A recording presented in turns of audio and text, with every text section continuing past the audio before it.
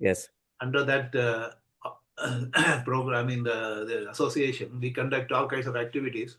One of these things, one of the activities is regular Sunday seminars, so Sunday webinars, so that our members become acquainted with different new things and all that.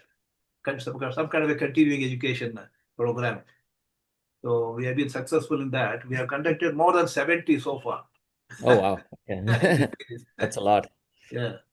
So it has become very popular. Now we are reaching out to even schools and colleges also.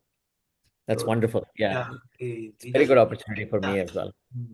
We want to connect the teachers and students Wonderful. in the most convenient way. Sitting at home, they can learn so many things. Correct. So it's one of the positive effects of COVID. Indeed, actually. All these technologies improved a lot during COVID. So now we can. We were never aware of these things. Only very few institutes were doing that, online programs. Correct. We became familiar with these things and we have caught on with it. Right. Yeah, it's a. So, good morning, sirs. Hello, good morning.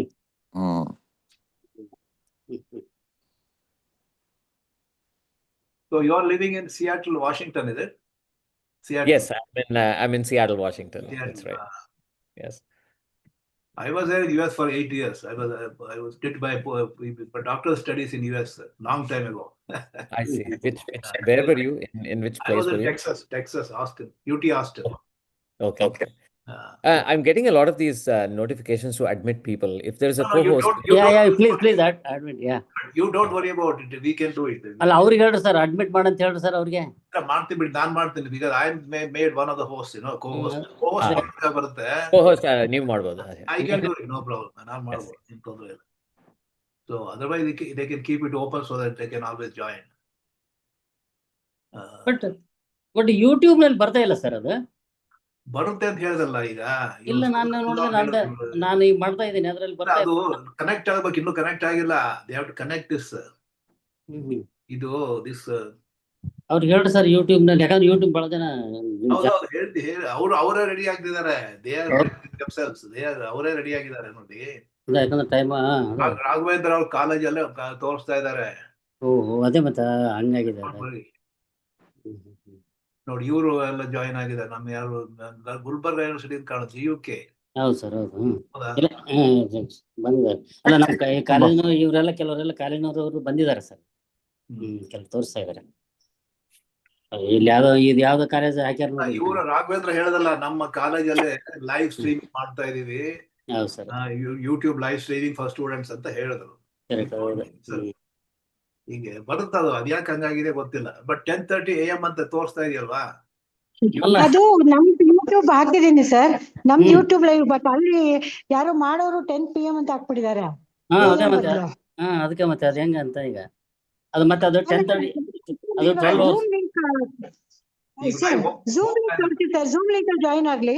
ಅಲ್ಲ, correct ರೀ. But ಕೆಲವು ಕಾಲೇಜ್ಗಳವರು ನಾವು YouTube ನ ತೋರಿಸ್ತೀವಿ ಅಂತ ಹೇಳಿ ಅದನ್ನ ತಗೊಂಡ್ರ ಅವರು ಅದು ಬರದಲ್ಲ ಅಂತ ಹೇಳಕ್ಕೆ Zoom ಲಿಂಕ್ ಹಾಕ್ಬಿಡಿ ಸರ್. ಅವರು Zoom ಅಲ್ಲಿ ಜಾಯಿನ್ ಆಗ್ಬೋದು. ಮತ್ತೆ ಈಗ ನೋಡಿ, ಅನೌನ್ಸ್ಮೆಂಟ್ ಅಲ್ಲಿ ಏನಿದೆ, ಪೋಸ್ಟರ್ ಅಲ್ಲಿ 10:30 AM ಅಂತಾನೆ ಇದೆ. ಅಲ್ಲ, ಪೋಸ್ಟರ್ ಅಲ್ಲ ಸರ್, ಯೂಟ್ಯೂಬ್ ಇದಕ್ಕೆ ಕೊಟ್ಟದ್ದು ಆಗಿದೆ. ಹಂಗ ಇವ್ರಿಗೆ ಹೇಳ್ರಿ ಸ್ವಲ್ಪ. ಯೂಟ್ಯೂಬ್ ಮಾಡ್ಬೇಕಾದ್ರೆ 10 PM ಅಂತ ಹಾಕ್ಬಿಟ್ಟಿದ್ದಾರೆ ಸರ್. ಬಟ್ ಇವಾಗ ನಮ್ದು ಇದೆಯಲ್ಲ, Zoom ಲಿಂಕ್ ಕಳ್ಸಿದೀನಲ್ಲ, ಅದನ್ನ ಎಲ್ರಿಗೂ ಕಳಿಸ್ಬಿಡಿ ಸರ್. ಕರೆಕ್ಟ್ ರೀ ಮೇಡಮ್, ಜೂಮ್ ಲಿಂಕ್ ಕಳ್ಸಿದೀವಿ. ಬಟ್ ಕೆಲವರಿಗೆ ಬರೇ ಇದ್ರಲ್ಲೇ ನಾವು ಓನ್ಲಿ ಯೂಟ್ಯೂಬ್, ಯಾಕಂದ್ರೆ ಕಾಲೇಜ್ ತೋರಿಸ್ತೀವಿ. ಅದು ಮಾಡಿರೋದು ರಾಮನ್ ಅವ್ರು, SV ರಾಮನ್ ಅಂತಿದಾರಲ್ಲ, ಅವ್ರು ಹೇಳ್ಬೇಕು. ಅವ್ರಿಗೊಂದ್ ಮಾತು ಹೇಳಿದ್ರಂತಂದ್ರ ಅವ್ರು 10:30 AM ಅಂತ ಬಂದ್ಬಿಡ್ತಾರೆ ಸರ್. ಜಾಯಿನ್ ಆಗಿರ್ಬೇಕು ನೋಡ್ರಿ, ಇದು ಆಗಿರ್ಬೋದು ಅವರು. So he will do it. So we had to wait for the Raman. They made that Zoom. YouTube link ಎಲ್ಲ ಮಾಡಿದ್ರು ಅವರ ರಾಮನ್, SV ರಾಮನ್. ಅದನ್ನ 10:30 AM ಅಂತಿದೆ. See announcement. But why you are getting that 10:30 PM ಅಂತ ಹೇಳಿ ಬರ್ತಾ ಇದೆ? ಅಲ್ಲ ಸರ್, ನಿಮ್ಮ ಪೋಸ್ಟರ್ ಅಲ್ಲ ಸರ್, ಅದು ಯೂಟ್ಯೂಬ್ ಯಾರು ಅದನ್ನ ಇದನ್ ಮಾಡ್ಯಾರ ಅವ್ರು ಅದು 10:30 ಅಂತ ಬರ್ದಾರ ಅದ್ರಾಗ. ಗೊತ್ತಾಯ್ತು. ಹಂಗ್ ಪ್ರಾಬ್ಲಮ್ ಆಗೈತೆ. ಅದಕ್ಕೆ ಅದು ಮೋಸ್ಟ್ಲಿ ಅದು ಇಟ್ ವಿಲ್ ಓಪನ್ 10:30 PM ಅನ್ನಂಗ ಅದು ಬರೇ ಇನ್ ತೋರಿಸ್ತಾ ಇದೆ. ಅದು 12 hours ದೇರ್ ಅಂತ ಹೇಳಿ ಹಂಗಾಗ್ತಾ ಇದೆ ಅದು. ಅದಕ್ಕೆ ಅದೇ ಓಕೆ, ನೋಡೋಣ ಏನ್ ಮಾಡ್ತೇವೆ. ಸ್ವಲ್ಪ ಅವ್ರಿಗೆ ಸ್ವಲ್ಪ ಚೇಂಜ್ ಮಾಡೋಣ ಯಾಕಂದ್ರೆ ಕೆಲವರು ಕಾಲೇಜ್ನವ್ರು ಹಾಕ್ತಿರ್ತಾರ ಅವರು ಪಾಪ ಅವ್ರಿಗೆ ಮತ್ತೆ ಇದಾಗಬಾರ್ದು ಅದಕ್ಕೆ. ನಾನು ಕೇಳಿ ನೋಡ್ತೀನಿ ತಗೊಳ್ಳಿ, ಇವ್ರು ರಾಮನ್ ಅವ್ರು ಕೇಳ್ತೀನಿ. ಹ್ಮ್ ಯೂಟ್ಯೂಬ್ ಮಾಡೋ ಅವ್ರೆ. ಓಕೆ.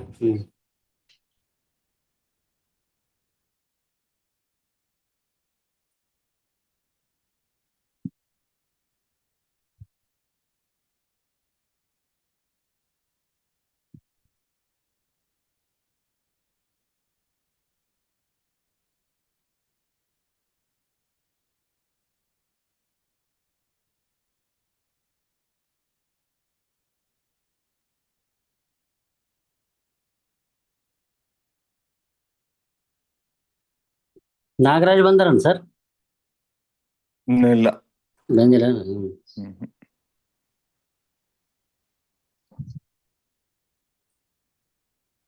ರಾಮನ್ ಇದಾರ ನೋಡ್ರಿ, ಇದ್ರಾಗ ಬಂದೈತಿ ರಾಮನ್. ಬಂದಾರೆ.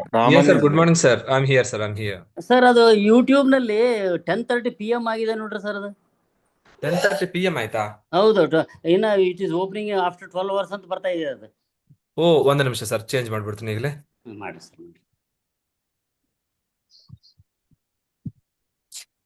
10:30 ಸರ್ AM ಅಂತಾನೆ.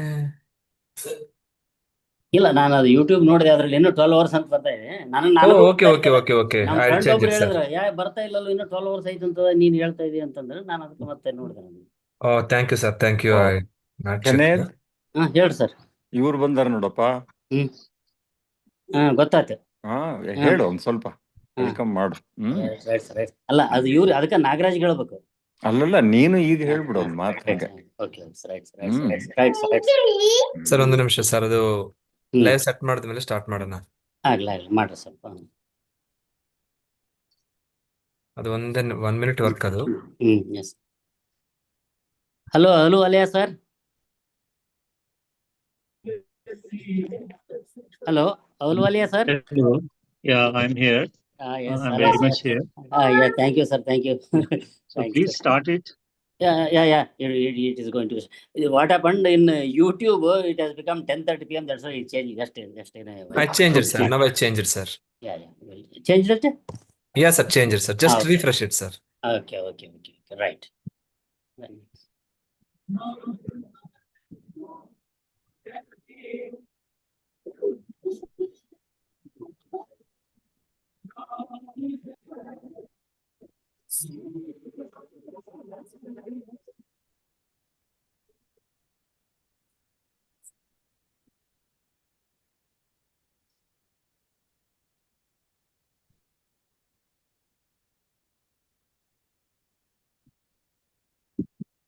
ಇವ್ರಿಲ್ಲಪ್ಪ ಕಾಗ್ಲಿ ಸರ್ ಅದಾರಲ್ರಿ. ಇಲ್ಲ, ಅವ್ರಿಗೆ ಹೇಳು, ಅವ್ರನ್ನ ಸ್ವಾಗತ ಮಾಡು ಅಂತ ಹೇಳು. ಸರ್ ಕಾಗ್ಲಿ ಅವ್ರೆ. ಮಾಡ್ತೀನಿ ತಗೊಳ್ಳಿ. Let us wait for 5 minutes. Don't worry. There's time. We let them join. ಈಗ 10:30 ಆಗಿದೆ ಅಲ್ವಾ? We'll start another 5 minutes. ಎಲ್ಲ ಜಾಯಿನ್ ಆಗ್ತಾರೆ ನಮ್ಮ ಮೆಂಬರ್ಸ್, ಗೊತ್ತಲ್ಲ. They'll start it only after 10:30. No problem. ನಾನು ಸ್ವಿಚ್ ಆಫ್ ಮಾಡ್ಕೊಂಡಿದ್ದೆ. I was talking to Raman about this problem, YouTube problem. He said it right. ಸರಿ ಮಾಡಿದ್ದಾರೆ. ಸ್ಟ್ರೀಮಿಂಗ್ ಲೈವ್ ಬರ್ತಾ ಇದೆ ನೋಡಿ ಯೂಟ್ಯೂಬ್ ಅಲ್ಲಿ. Once we start, it will be broadcast live in that channel also. YouTube ಅಲ್ಲಿ ಬರುತ್ತೆ.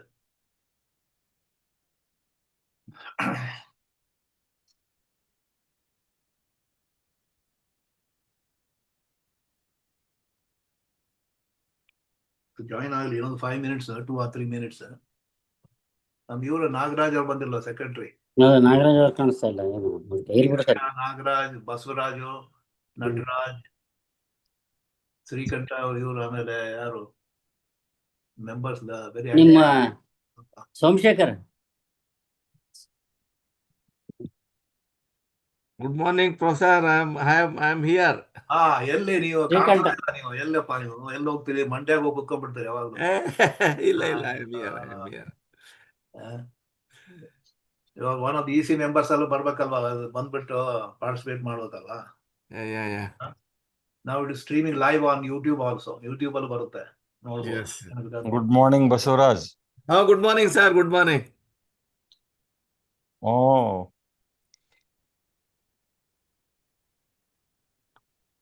Good morning to all of you, sir. Rudra Swami.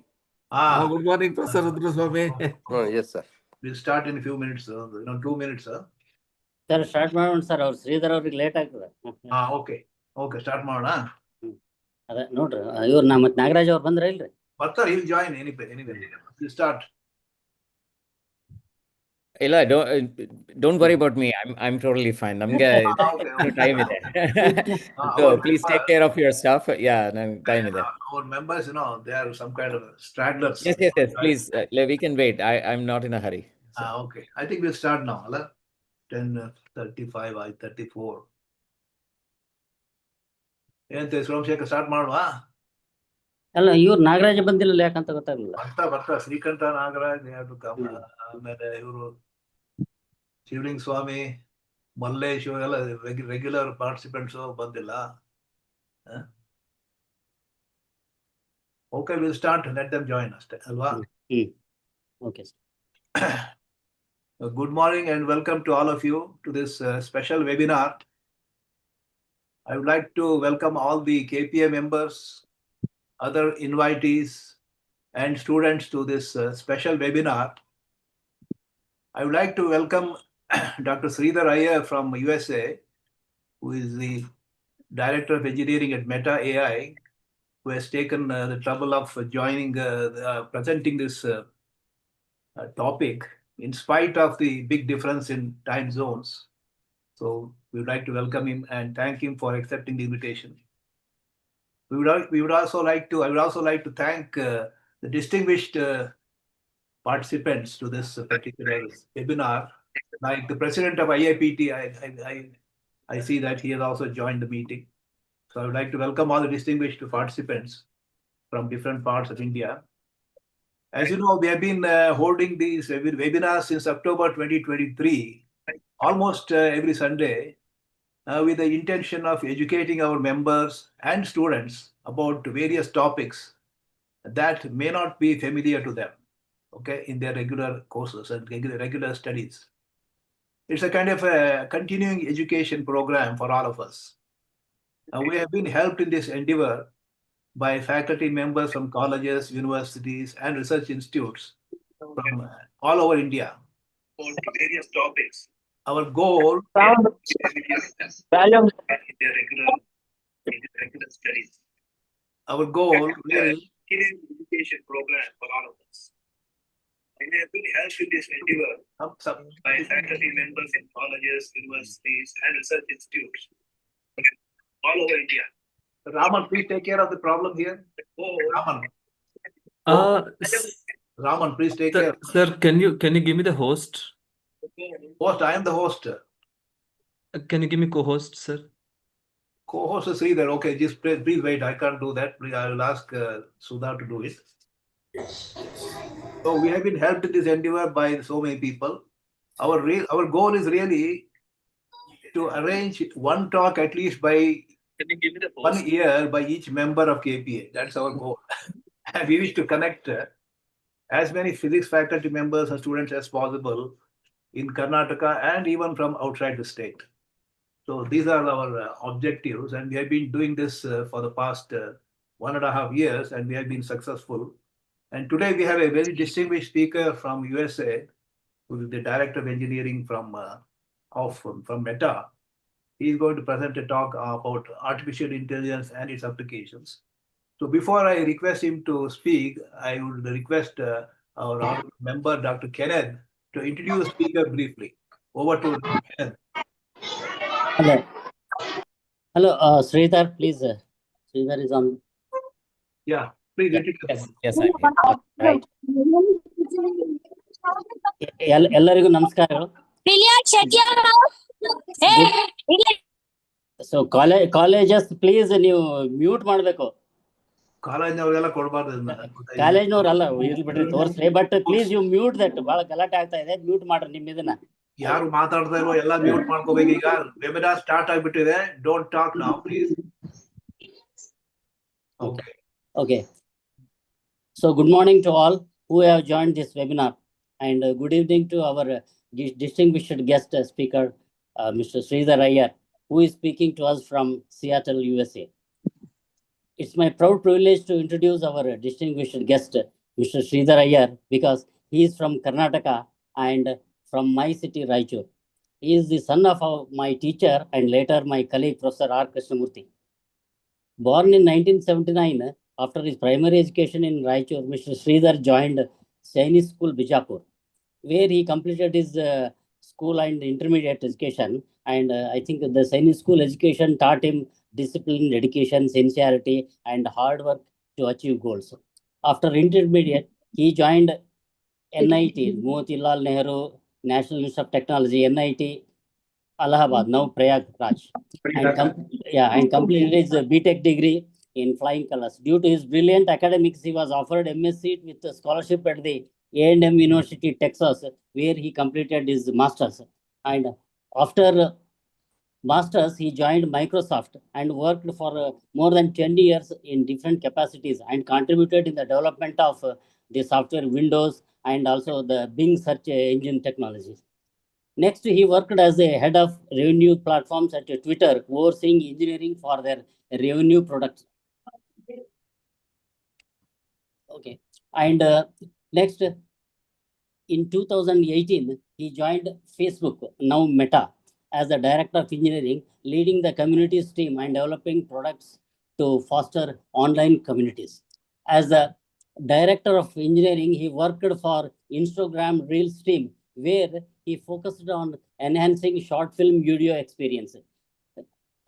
And now he is working with Meta AI Assistant app. And recently, he led the launch of the Meta AI Assistant app. Since he is involved in directly making this AI app, I thought that it's a right choice and to request him to address our gathering, because so far we have addressed, our KPA has been addressed by the people who are indirectly involved in this, but now directly we can hear from the horse's mouth. Okay, so actually he is presently settled in Seattle area with his family, and he is passionate about making technology, especially artificial intelligence AI, more human and more useful and more empowering for people everywhere. An optimist at heart, Mr. Sridhar believes in the power of technology and AI to transform human lives for the better. On behalf of all of us, I wish Sridhar to excel in his field and achieve all his goals. All the best, Sridhar. Here, I take this opportunity to thank Professor R. Krishnamurthy for helping us in arranging this webinar. Thank you all for the patient hearing. Thanks. Now, over to Dr. Sridhar, you may start the presentation. Thank you. Sri Gurubhyo Namaha. Thank you very much, everybody, for inviting me to this, and thanks for that wonderful introduction. I think Sri Kenneth was a little too generous in the way that he introduced me, but that's, I think, the mark of a teacher who is always of high praise for other people. It's actually a very high privilege and pleasure for me to address this gathering of people, specifically with so many teachers and so many students. My dad is also a physics professor, so this community is especially close to my heart. So today we are going to talk about a topic that is undoubtedly on the minds of a lot of people, which is AI, or artificial intelligence. There is perhaps nobody in this world right now who has not heard about AI, or who has not seen utility of AI, or who is not wondering how AI might affect their fields.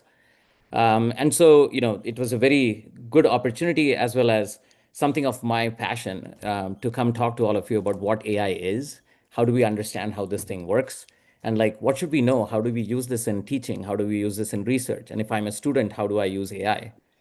And as I was talking to Sri Kenneth about setting up this talk, he encouraged me to sort of make this talk a little bit more popular science version versus a very hardcore engineering talk. So I have structured this talk as a very high level introduction to artificial intelligence.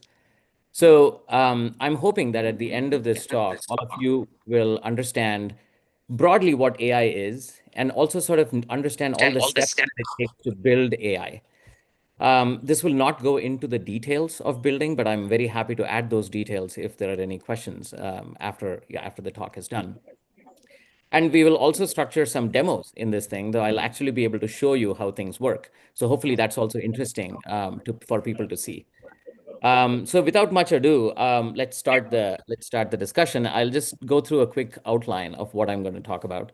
So we'll talk about what AI is and why there is so much hype. Like suddenly in the last so many years, we've been starting to hear AI and ChatGPT, Claude, and Gemini, and all of these things are all over the place. What led to this hype, and why is AI so popular today, and what made it popular? And then, of course, how AI is built. I'll spend a good amount of my talk on this one. And then, of course, we'll talk also an equally good amount on the applications of AI in research. And we'll go through some examples of how AI is affecting multiple fields. I picked some fields from physics because it's close to people in this audience, but we'll also talk about other fields. And then we talk a lot about what AI is. We should also cover what AI is not.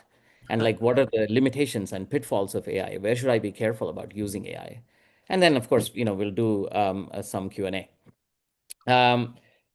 So the first thing I want to do is actually start with a story, a true story. So the year is 2016, and there is a company called DeepMind. This company was later acquired by Google. And what you see on the screen right now is a board called the Go board. This is a game called Go. It's not as popular in India as it is in the rest of Asia. But this game is a little bit like chess. You can see all these pieces on this board that need to move in a particular set of moves.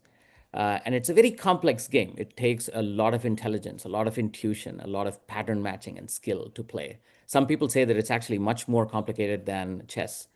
And in fact, there are more moves totally in the game of Go than there are atoms in the universe, apparently. So it's a very, very complicated game. And so in 2016, this company wrote a program called AlphaGo that was supposed to have some artificial intelligence to play this game of Go. And they set up this match, 5 games, with the reigning champion of the world of this game called this gentleman by name Lee Sedol.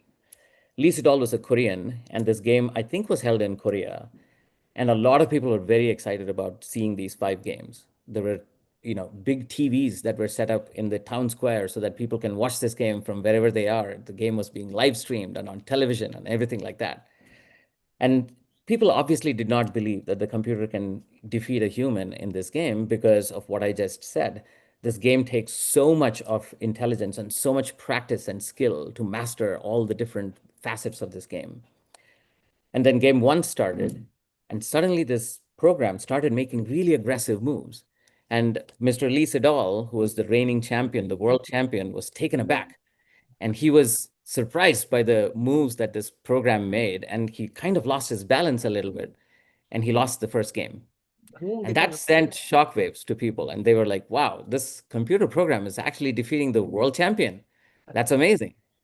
But always the thinking was that, well, it's a computer. It can actually do so many more computations per second than a human can ever do, right? So there is a brute force way of playing a game when you can look at every single move that you can make and pick the best move possible. So everybody was like ready for game number 2.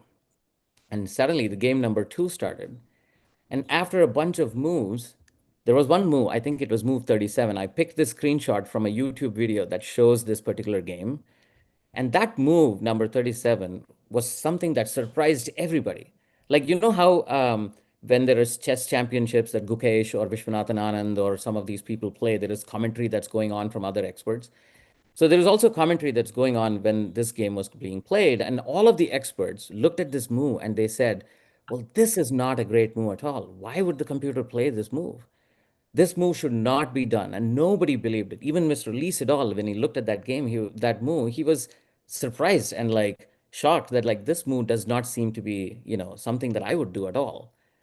And then he walked off the game for a little bit to think. And when he came back, he realized a very brilliant move. And it was such a brilliant move that ultimately it was something that nobody could think about, but the computer won this game also. Now, at this point, people looked at this game a little differently, right? They not only knew that this computer could play a better game, they knew that this computer could make moves that nobody else can actually think about, even the world champion at that point of time. Now, obviously, this put Mr. Lee Sedol in a little bit of a back foot position, and he lost that game as well. Now, game two, also the computer won. And game three was a much bigger fight, but the machine still won that game. Game four was something that Lee Sedol actually won. So that was seen as a big triumph because this computer was like so good, this computer program was so good at playing this game that people did not assume that the humans could win again, but Lee Sedol actually won that game. And game five, again, the computer won, right? So ultimately, I picked this example because in 2016, there had already been computer games, like I think in 1997 or 1998, Gary Kasparov, the world's chess champion, played against the IBM program, on chess. And I think he won some games, the computer won some games. So this was already a thing. But this one had not just learned to play like us, it felt as though AlphaGo had learned to play beyond us. That AlphaGo was playing moves that we could not have seen. So the question is this just copying us? Is this actually thinking? Is this intelligent? Was this just following some patterns and mimicking? Was it a matter of chance that it picked the best moves? Now, I'll talk a little bit about a bunch of this in this talk, and hopefully this sets the stage for people to understand what AI is and why this is important. But this was one of those seminal moments that established AI as a force of nature, right? This is when AI actually came up in scale in front of people, and it showed us that it's not just brute force. And brute force means in a chess game, if I make a move, there are probably like 100 other moves that somebody else could make. And so a computer could compute every single move for every single combination and pick the best one. That's called brute force. But in this game, it'll be too many such combinations. And the computer did not just always pick the move that humans thought was the best. It picked, like in game number two, the move that was very surprising, but turned out to be the best move. So it was very creative and unconventional in the way that this AI played the game. So this ushered in this era of AI, and since then, AI has snowballed and like grown and exponentially actually grown at this point into being this thing that today we all look and wonder at, right?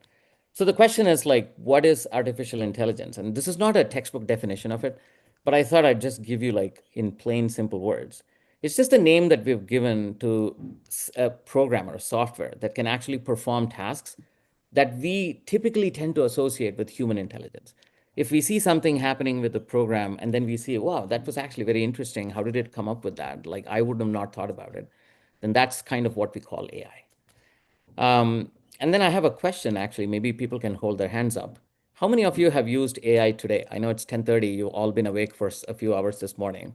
How many of you have used AI today? Just maybe use the Zoom control and like raise your hands. Oh, I don't know whether they can do that.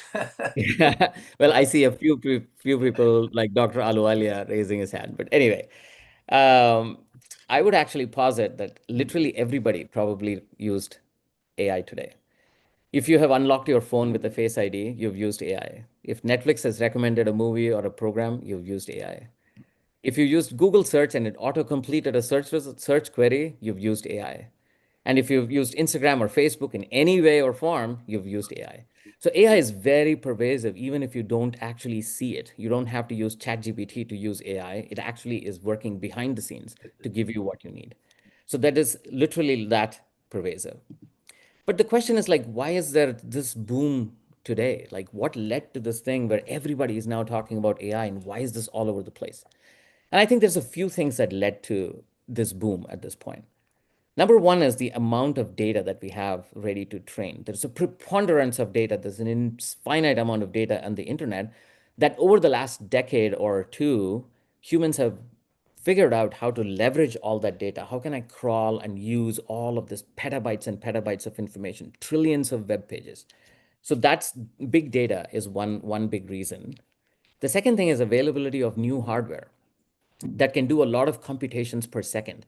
Hardware is like CPU, right? Like anybody who's used a computer knows that there is a CPU chip that does a lot of computations and calculations on it. So there's something called a GPU, which is a graphics processor that turns out to be very, very good at doing parallel processing operations. And so when those hard pieces of hardware started coming out, it became much more easier to do like heavily compute heavy operations. So that's another reason. The third reason is actually the evolution, the development of new algorithms. There is an algorithm called the transformer. You don't need to understand what this is. I will visit this in brief during the talk. But know that there is an algorithm called the transformer, and then there's more since then that actually is the one that led to this particular boom in AI. And finally, there is an emergence of many, many, many models. ChatGPT, a lot of people might have heard. Claude is another model developed by a company called Anthropic. Gemini is a model developed by Google, Llama by Meta and Mistral, and so on and so forth.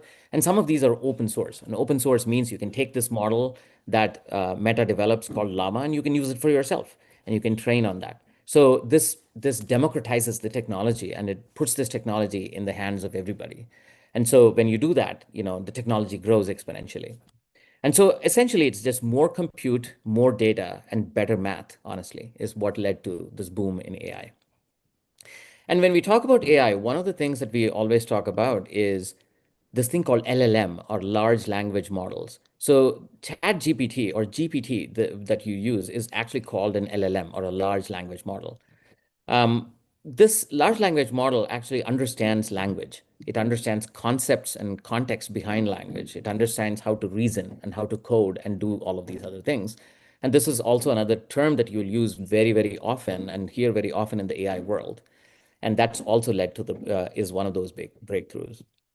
Now, this is an example of, ChatGPT, where, I asked ChatGPT, explain the first law of thermodynamics in simple terms without using math. And then you can see how it explained it in very, very simple terms that anybody can understand. Energy can neither be created nor be destroyed, and it can only change forms from one form to the other. And then it also gives an example of like money in a bank account. You can take your money and give it to somebody else, but the overall amount of money in circulation is still the same. Which is amazing, because it did exactly what I asked it to. It did not just give me the definition, it gave me in very simple terms. Now, in fact, like maybe let's do a quick demo. So if this is ChatGPT, can you all see this? Yeah, we can see. Yeah. Okay. Yes. So let's do this one. So I can say, explain Newton's second law as though you were explaining it to a 10-year-old. Okay.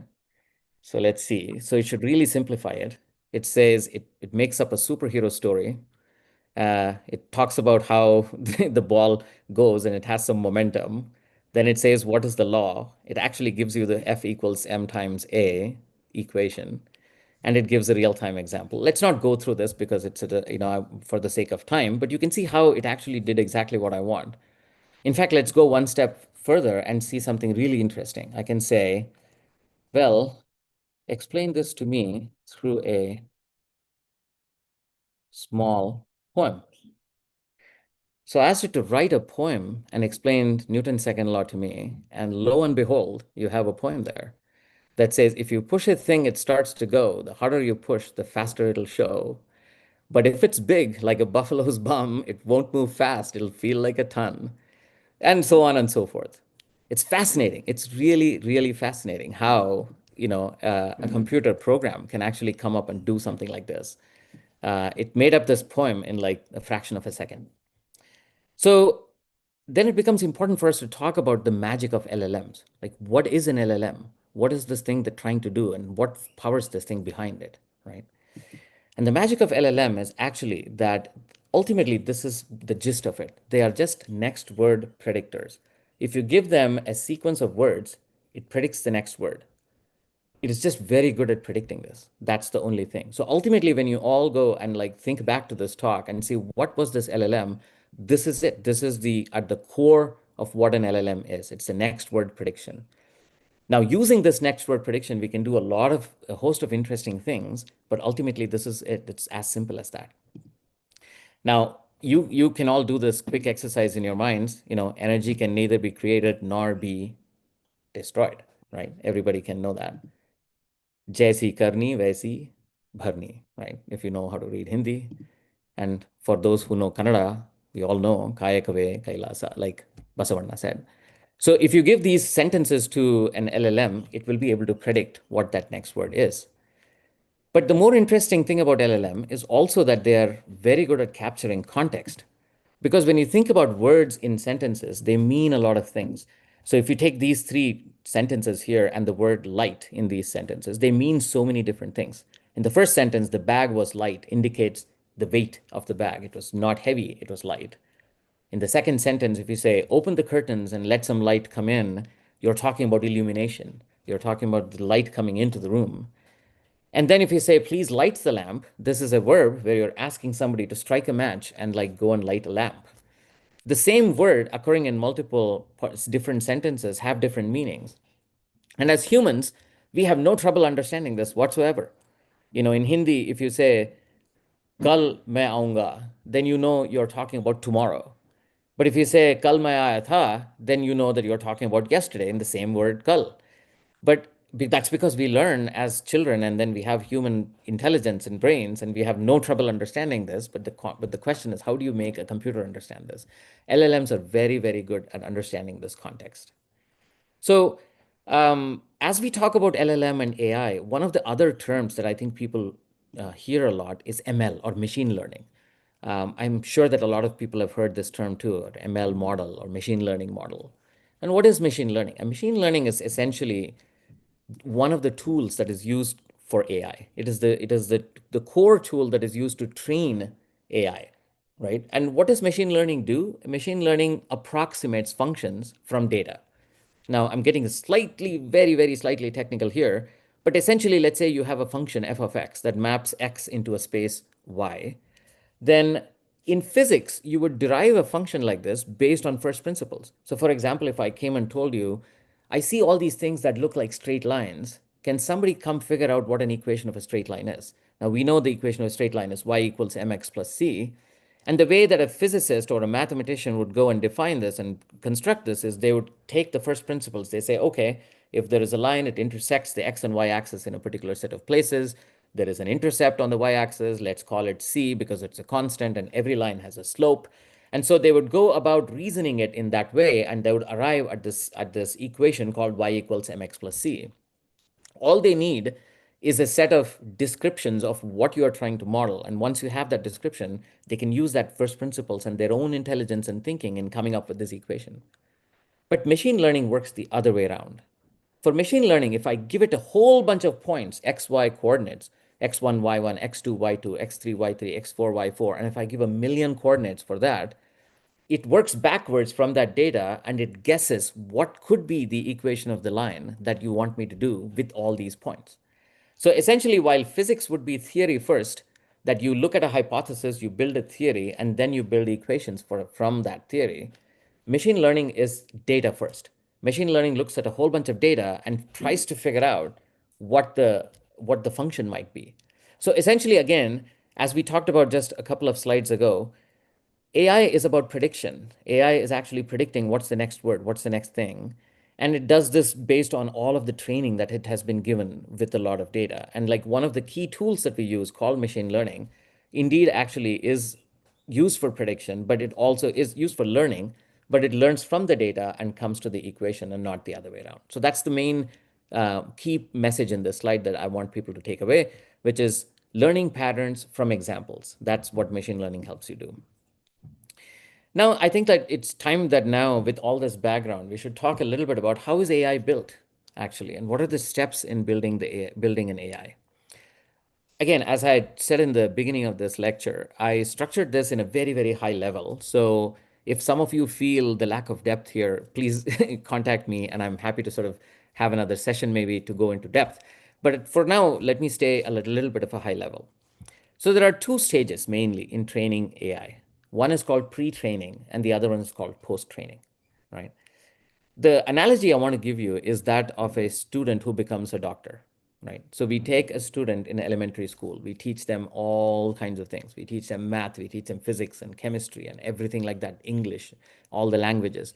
Then they go into college, then they go into medical school. And when they go into medical school, we give them a degree, we call them MBBS. And at that point, they are a doctor, but they can heal people, they can actually look at diseases, they can actually treat people, but they are still not, they're kind of raw and rough around the edges, right? They have not specialized yet. You would not bet on an MBBS doctor to do a heart surgery for anybody or put them in specialized positions. That is the first step called pre-training.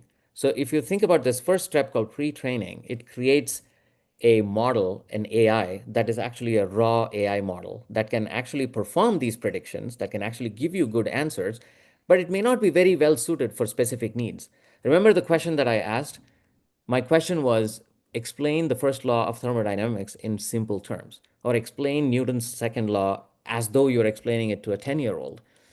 A pre-trained raw model would probably explain just the law. It would say Newton's second law is force is, equal to mass times acceleration, or directly proportional to the second differential of, distance, or something like that.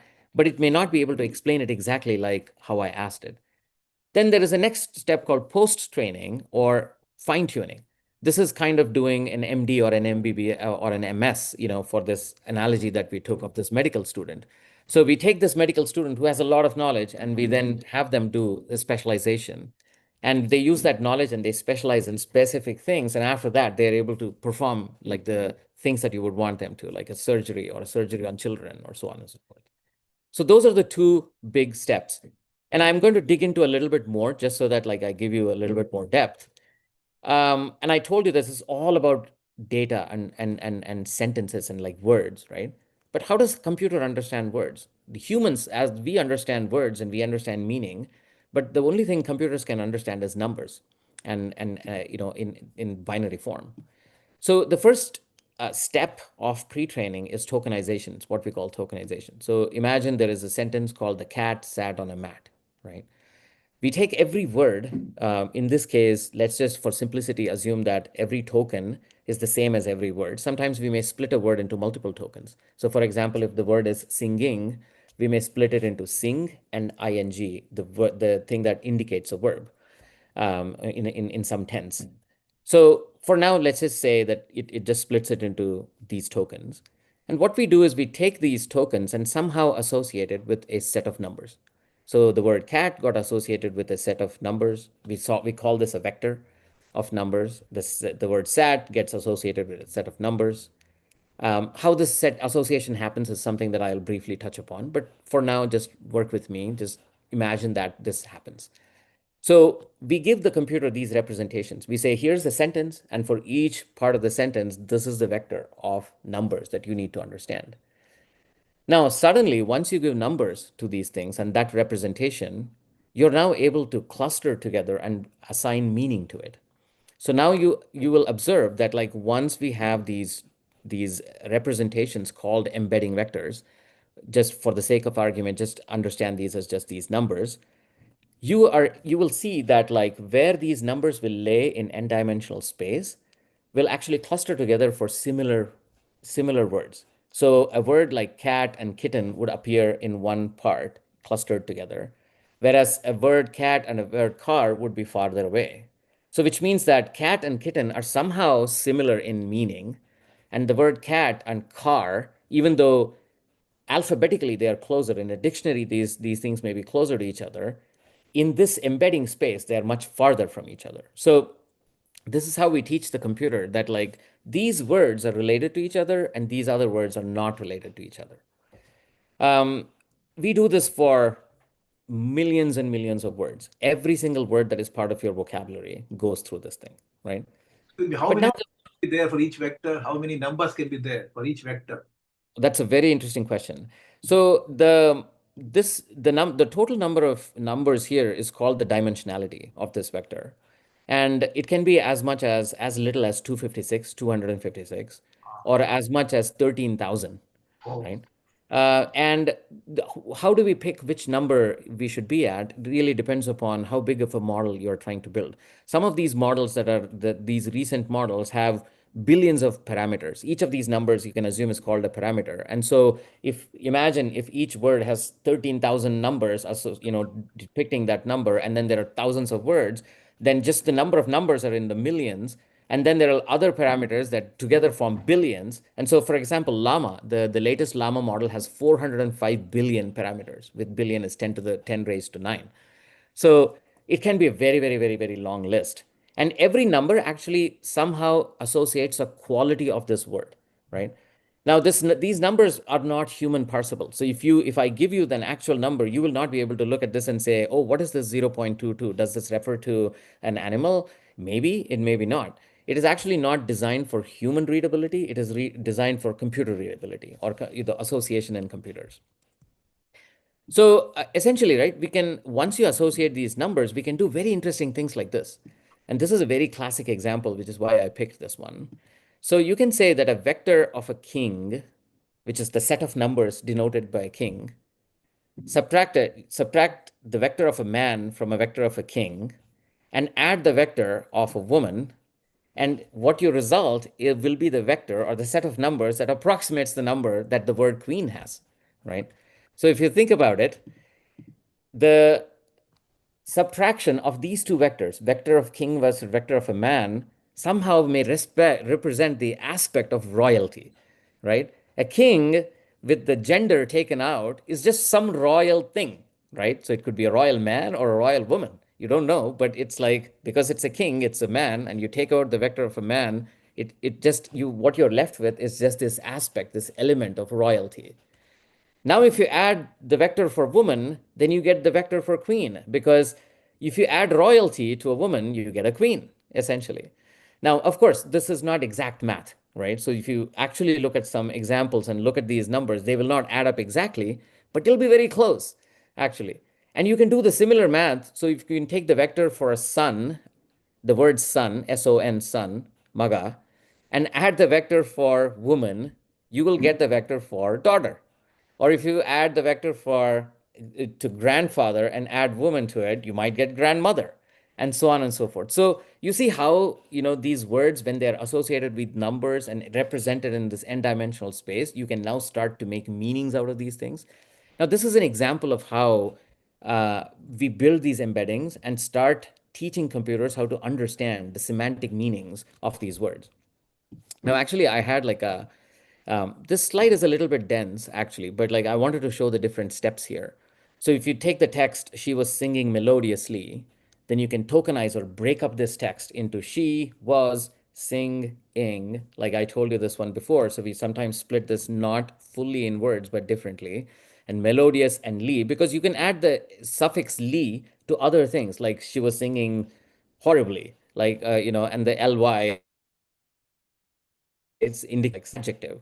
And so you come up with these final vectors for these. And I thought it'll be very interesting to do a second demo of today and just show you how these embeddings look, actually. So let's, this is a tool that, I think Google wrote. So this cluster of things that you see is actually words represented in an n-dimensional matrix, okay? And I give you this example of a sun. So let's just use that as an example and see if that works.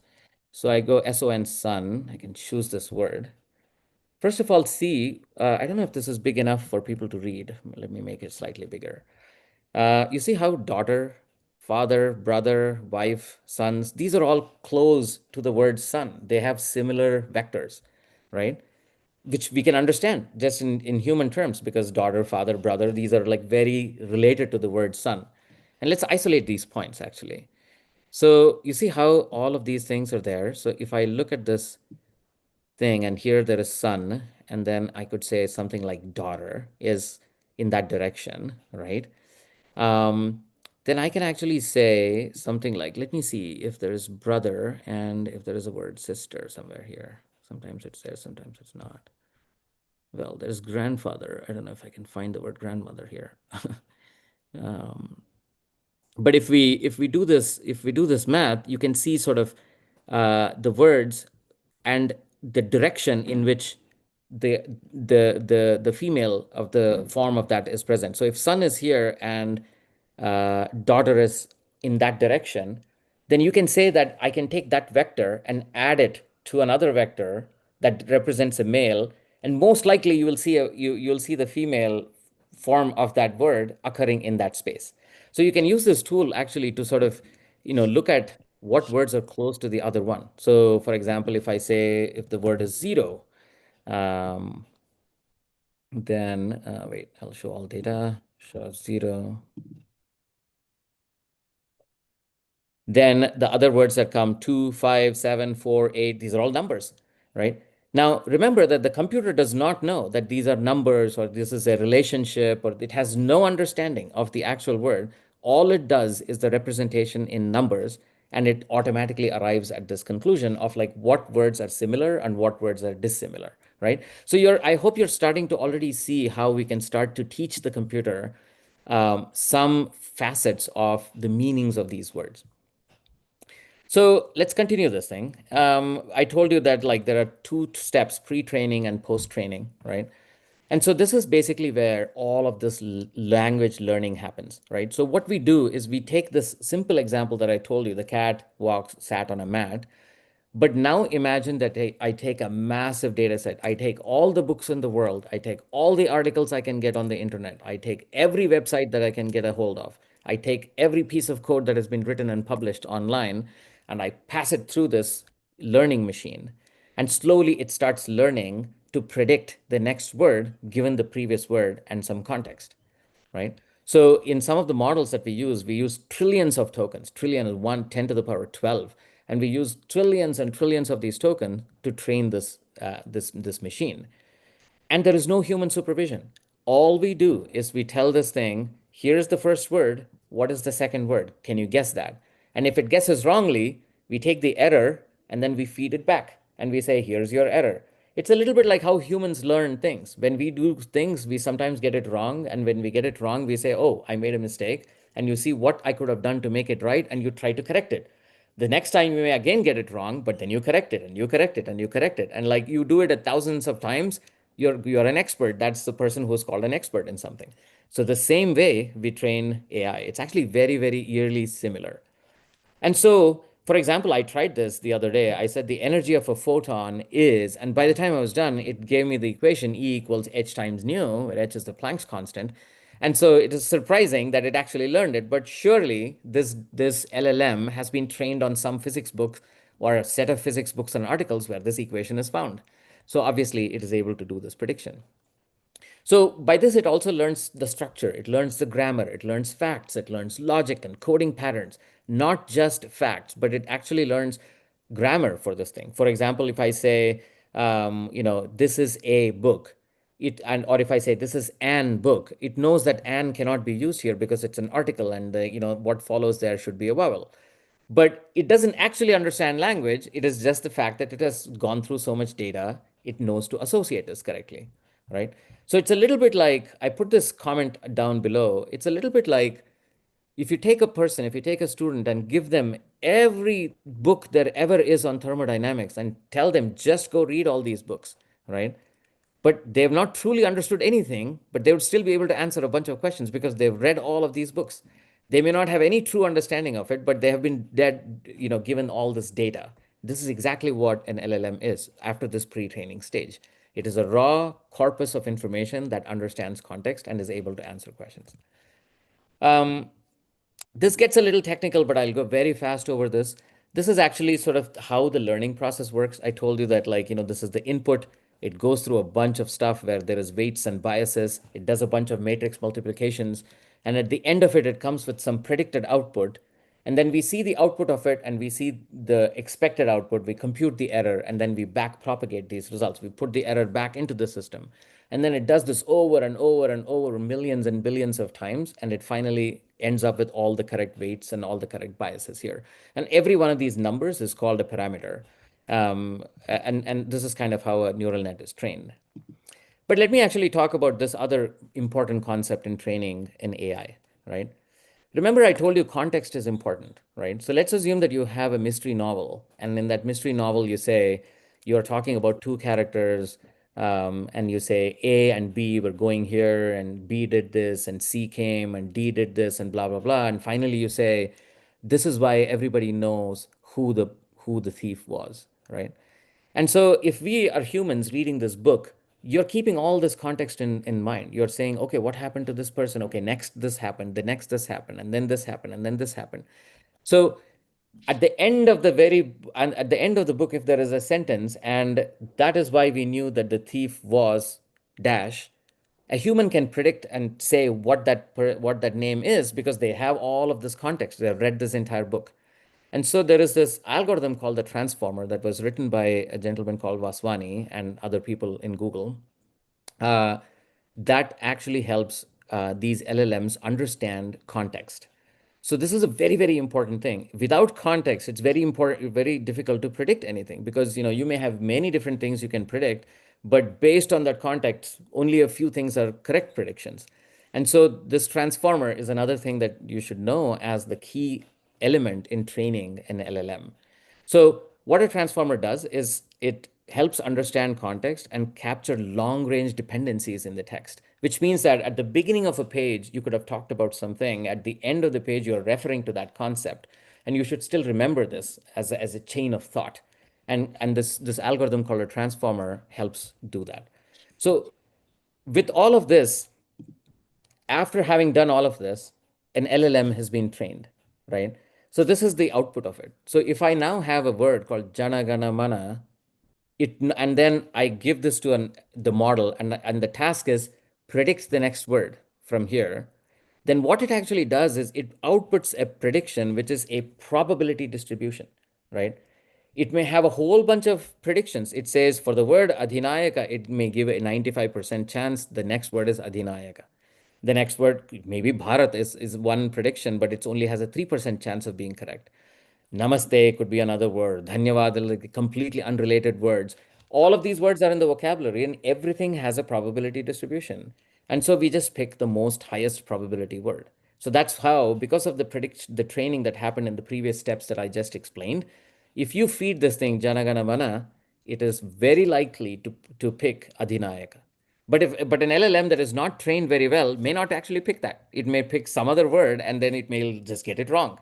But because we tend to train this LLM with billions and billions of tokens, it most likely gets it right.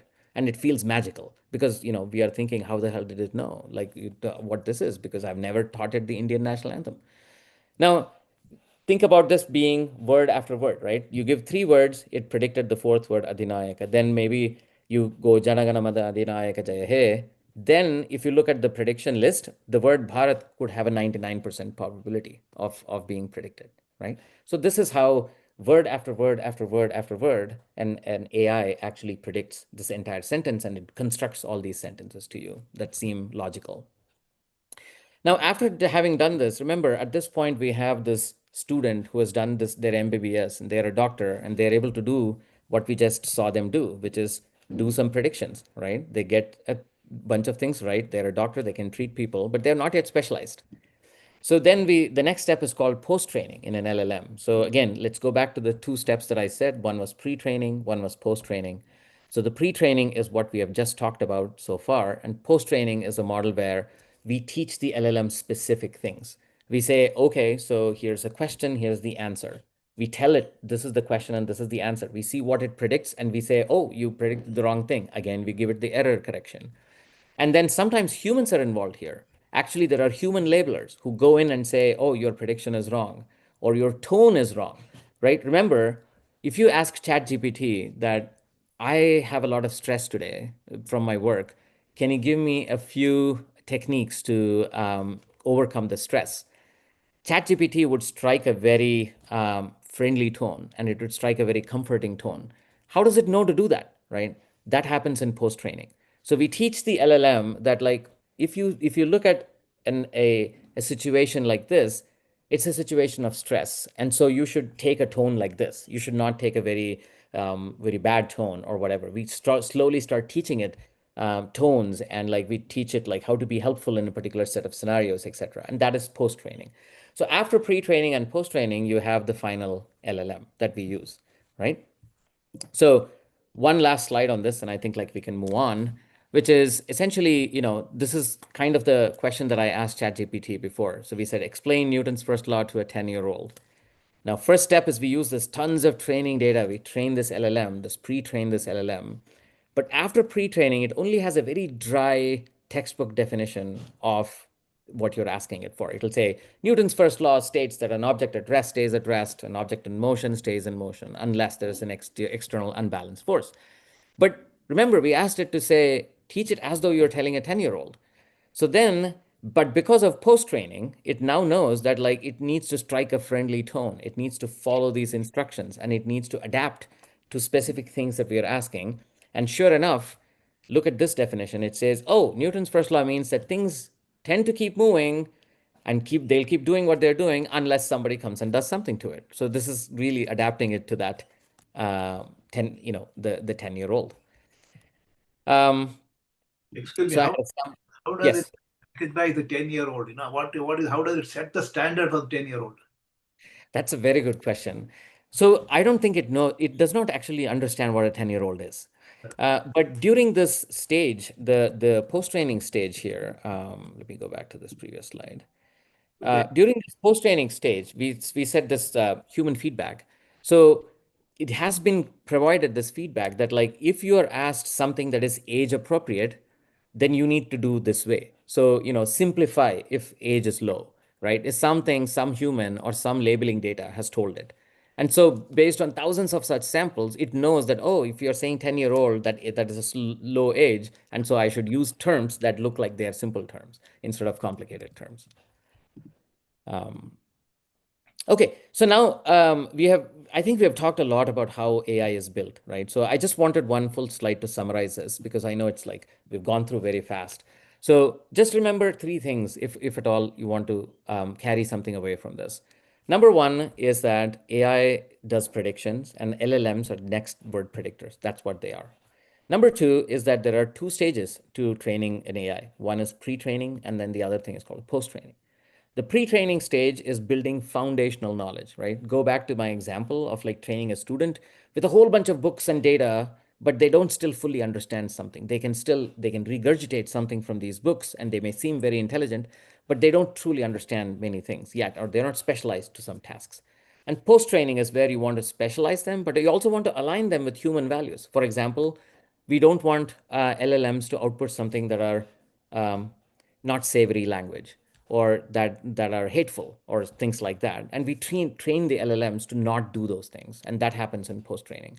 And inference is actually the usage of the model, that the query that I ran is called an inference. You can actually ask it a question and it gives you an answer. And so this is basically the three things you need to take away from this section.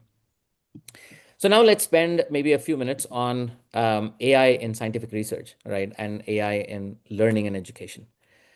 So remember that like now at this point, you have this thing that can ingest a huge amount of data and actually give you something very, very useful. You can actually make it do inferences. You can ask it a question and it'll answer something that seems right most of the time. I'll get into that in just a second. But for now, let's assume that it does it right. Scientific research happens mostly in these four steps. You have a hypothesis. Somebody comes up with a hypothesis that I think that the speed of light is a constant. And then you may or may not have experiments. You may have a thought experiment or you may have a true experiment in the lab. And then you have a bunch of data that you need to analyze rigorously. And then you form your insights at the end of the cycle, right? AI can help in every one of these steps, right? AI can be an accelerator in every one of these steps. It can actually give you new ideas in every one of these steps. You can discover things much more easily and much faster. You can actually do data analysis in the way that you did not see. Remember the story that I started with of this game called Go and the move that AI made that nobody thought was appropriate? And nobody, even the expert, was thinking like, why would you ever make this move? But it made that move that was very unconventional. That could be the spark of an idea that AI gives you because you just did not see that pattern, but AI saw that pattern. In all of the training that the AI received, it could have seen this pattern that we maybe failed to see. So this is kind of how data analysis performed by AI can give you insights that you did not know existed before. And of course, it can actually do literature reviews and collaboration and stuff.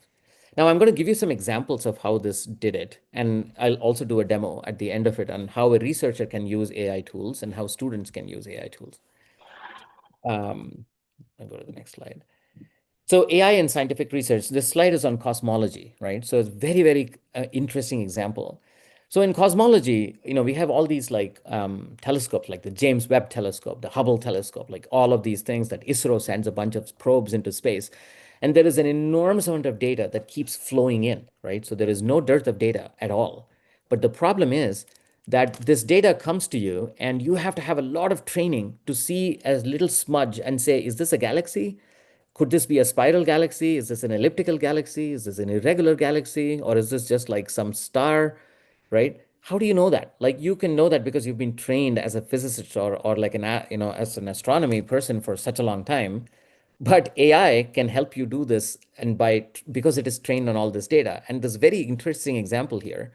Remember, there is this neural nets that I told you about. Let me just quickly show you this slide.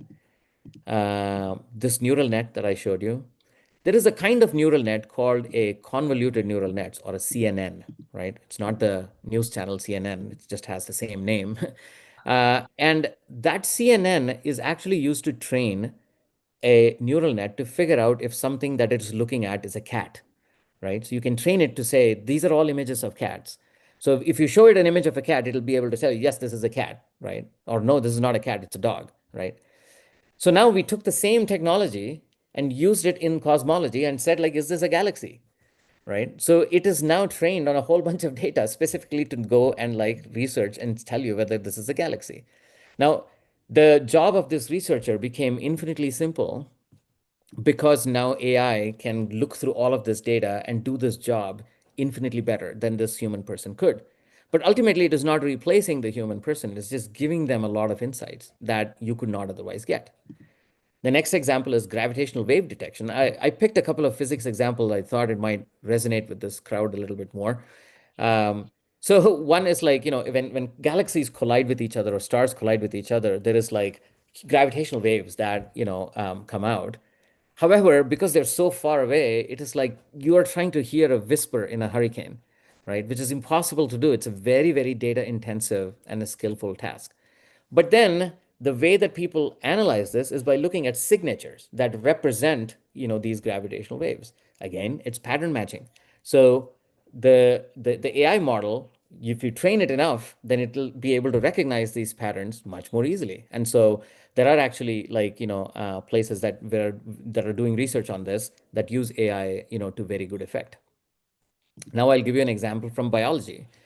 This is a very, very interesting example, something that I've read a lot about, and it's very close to my heart, which is something called AlphaFold. So essentially, when you look at proteins, proteins are just chemicals, as amino acids that that fold in interesting ways, and the way they fold has an implication on what kind of drugs you can generate. So if you want to have a drug that you want to create for treating cancer or treating something, ultimately they want to sort of figure out how the drug reacts with the protein that it ultimately goes in and interacts with, and how that protein molecule actually folds.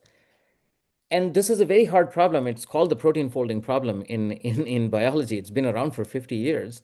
And the same company, DeepMind, that I told you created this game, AlphaGo, the game that played this person called Lee Sedol on this game of Go.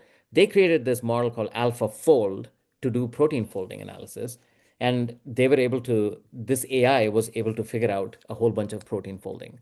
Now, remember again, the AI does not even know what a protein is. The AI does not understand what protein folding might mean. It doesn't have true understanding, but because it has seen patterns, it is able to do this in research. And finally, I'll give one fourth example, which is like particle acceleration. In CERN, they have a large hadron collider, and then it is helping them filter collisions. So this is like looking at needles in a haystack, right? So if you want to look at one needle in a haystack of a billion needles, then this is something that's a very, very, very tough task. But because it's pattern matching, it does it very well. So if you want to generalize this thing, and if you're doing some research, you can think of training AI models in specified areas where you know what patterns to look for, but that might either be very difficult to do by a human, or you need different insights that need to come from that data. If you have a problem like that, you can use AI in scientific research very well. There's obviously a million other use cases. I just picked 3 or 4 for the length of this talk. Now I want to dig a little bit deeper into how could a teacher use AI, or how could a student use AI, right? So can AI help you teach better, right? The answer is definitely yes. So AI can be a good teaching assistant, right? So a teacher usually uses it, a professor uses a teaching assistant. Teaching assistants can get bored, they can be tired. This is not just about using a computer instead of using a human being. That's not the point here. But a human can actually get tired in their mind and they may not see insights, but an AI definitely can, right? A professor can actually say, okay, I need to teach these 3 chapters on thermodynamics, in the next 3 months. What could be a very good lesson plan for me, right? Like, here are my students. This is the composition of my students. This is the nature of my students. And like, this is what they're good at. This is probably not what they're good at. And you want to structure your lesson plans in a particular way to be very effective. And you can use AI to get those insights because AI has been trained on a lot of data. There's videos and there's lectures and there's notes on the internet about how to structure a particular topic, right? So AI has the benefit of having all that information. So as a professor, you can actually just use that as your assistant in saying, okay, here's my objective. I want to teach this course in 3 months, but I want to make this part simple, this part hard. My students that I have actually have trouble understanding this kind of stuff. So maybe I want visual aids in some cases. I don't want visual aids in some other cases. And this can actually help make your job very, very, easy in that sense. So you can use this as a lesson planner. And you can create content with this thing. So actually, I do this for my kid. My children are 10 and 12, and they're learning simultaneous equations and things like that. So I use AI to say, craft, 10 problems of simultaneous equations of this complexity and verify that your answers are correct. And it has, lo and behold, it just generates 10 equations for me. Sometimes it gets it wrong, but then, with a good prompt engineering, you can actually get it right. And so the same thing holds for professors. If there are lab summaries that you want to check, just feed it into the AI and it gives you the first pass at it. It can look at the report that a student has written and say, here are the 3 areas you should focus on, right? So it's a little bit like having an assistant that makes your job easier and that helps you scale, right? So that you can focus on what the things that are more important and interesting versus like take the drudge work out. So, do you want analogies? Sometimes, as a professor, you might feel that there is a particular concept that's a little hard for the class to understand because you've been teaching it in a particular way. And you might want to break out of that mold of thinking yourself. And you might say to the AI, like, can you give me 10 different alternative analogies to how I could have taught this particular concept? And AI can come up with those analyses and those insights that you might have not seen yourself. So it's a little bit of a boost for your own methodologies of teaching. And finally, there's always this thing about giving feedback to people on their tests or on their assignments or what have you.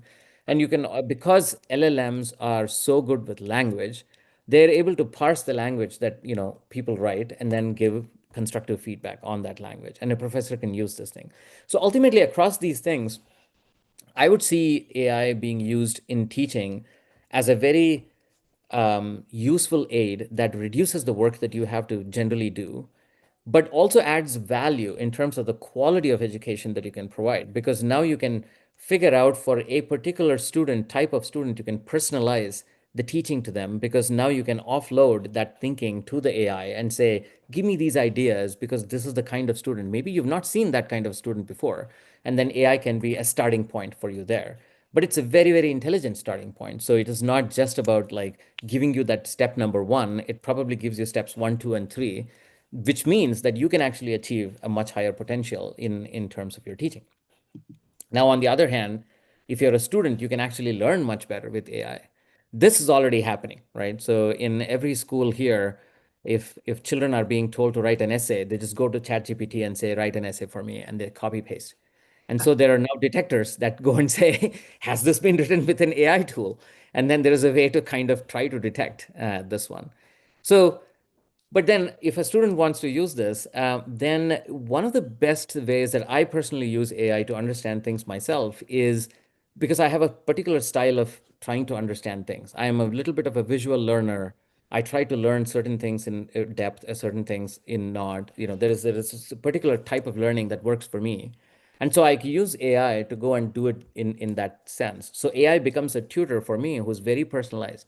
I can say, hey, I want to understand Newton's laws, but I'm a very visual learner. Can you create some visuals for me so that I can better understand this? And AI can do that for you. So this can enhance students' learnings. If I'm stuck with a concept, I can say, I've been trying to understand this in this way. Can you teach me other ways of understanding this? Now, see here how it connects both the teaching aspect and the learning aspect. Because a teacher can teach in multiple ways and the student can also learn in different ways. So I think AI can be a good bridge for these kinds of cases. And of course, can write faster and better. I do not obviously encourage people to go and ask AI to do their work for them. but you can use AI to refine your work. So if you write an essay, you can ask AI, can you critique my essay? Can you critique this paper that I've written and tell me the areas that I need to improve? And then AI can say, oh, here it feels like your tone is off, or here the example is not deep enough, and so on and so forth. And you can go and improve upon that. And finally, it's research. AI is an amazing tool to do a whole bunch of research. And I'm going to do a demo on that. But before I move on, there is one thing I want to say. AI is actually, sometimes people assume that AI is here to sort of replace me, or, can this be a threat to my job? I think it is true for some jobs. It can actually be, a replacement because it might do something better than they do. But especially for teaching, especially in the context where Indians know teaching, because this is not just a job in the Indian context, it's actually a very revered thing. It is true that AI can mimic knowledge and it can teach you facts, but only you can teach judgment. You can teach curiosity. You can teach wonder. You can teach how to think. AI cannot do that. AI can actually augment you, but augment you very well, right? It does an amazing job of it, but it's not a replacement, at least not yet. So we've talked a lot about teaching and research, and I want to do a quick demo about like how maybe we could use this, right? Let's try to do this. So I did two things. I put myself in the shoes of a researcher or somebody who's trying to learn something. So I downloaded this paper by Einstein on special and general theory of relativity. This was written in 1916 in German, and somebody translated this to English. It's an authorized translation. So it actually talks about this. If you look at the preface here, Einstein says that like this is to give an insight into the theory of relativity for readers who form a scientific and philosophical point of view, blah blah blah. It's actually not that big of a book, but Einstein himself wrote this one, right? So I thought like, okay, how do I maybe I want to understand this better, and like it's been so long since I read physics, so I don't fully understand this, or I may not be able to fully grok this thing. And so, let's say that we wanted to use this, and I was a student, or I was a researcher rather, not a student.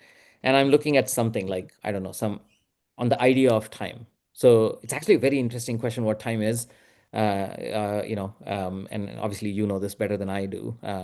But let's assume that I wanted to understand this paper, right? So there is a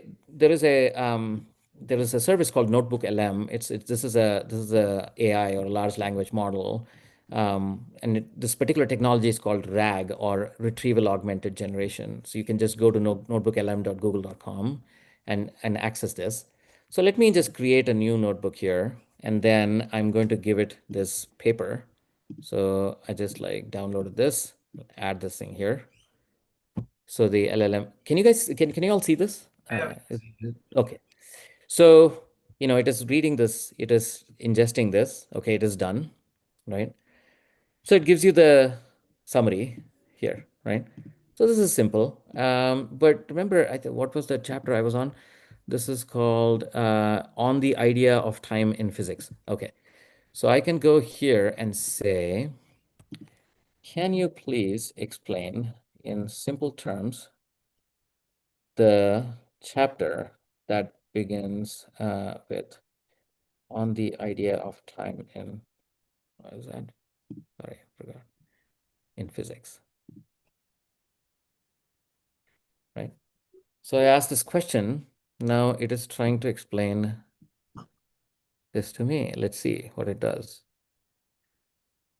So it tells you, it gives you references where it was. It says, oh, Albert Einstein delves into the fundamental concept of time in physics, emphasizing that for a concept to be physically meaningful, blah, blah, blah, it gives you ambiguity of simultaneity, the need for empirical definition, all of that stuff.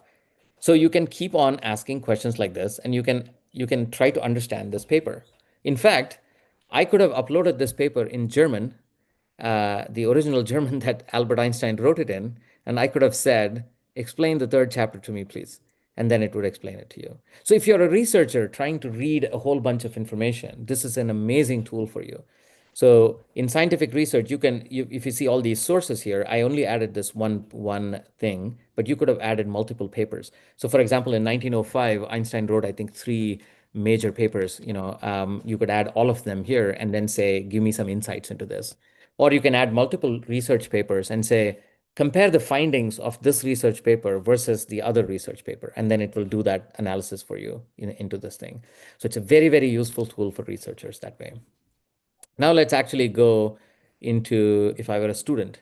So I was actually looking for what I should do. I actually found this physics textbook. So this is a BSc first semester physics textbook, I think somewhere in Uttarakhand. I'm sure that like a lot of these are available online. So I just downloaded this entire textbook. And let's see if I can do, let's say, simple harmonic motion, right? It's a very interesting topic. So let's now imagine I'm a student and I downloaded this book. I'm going to take this book, add it here, and then now it is ingesting this entire physics book into this thing. Let's give it a second. Anytime here, I think. It is a pretty big book. Okay, I think it is done. So let's go and see something that we can ask it a question about. So simple harmonic motion, page 83. So let's say somewhere here. Okay. Simple harmonic motion. So let's say that I go here, it gives me the introduction, oscillatory motion, simple pendulum, spring mass system. Oh yeah, so I remember this one actually.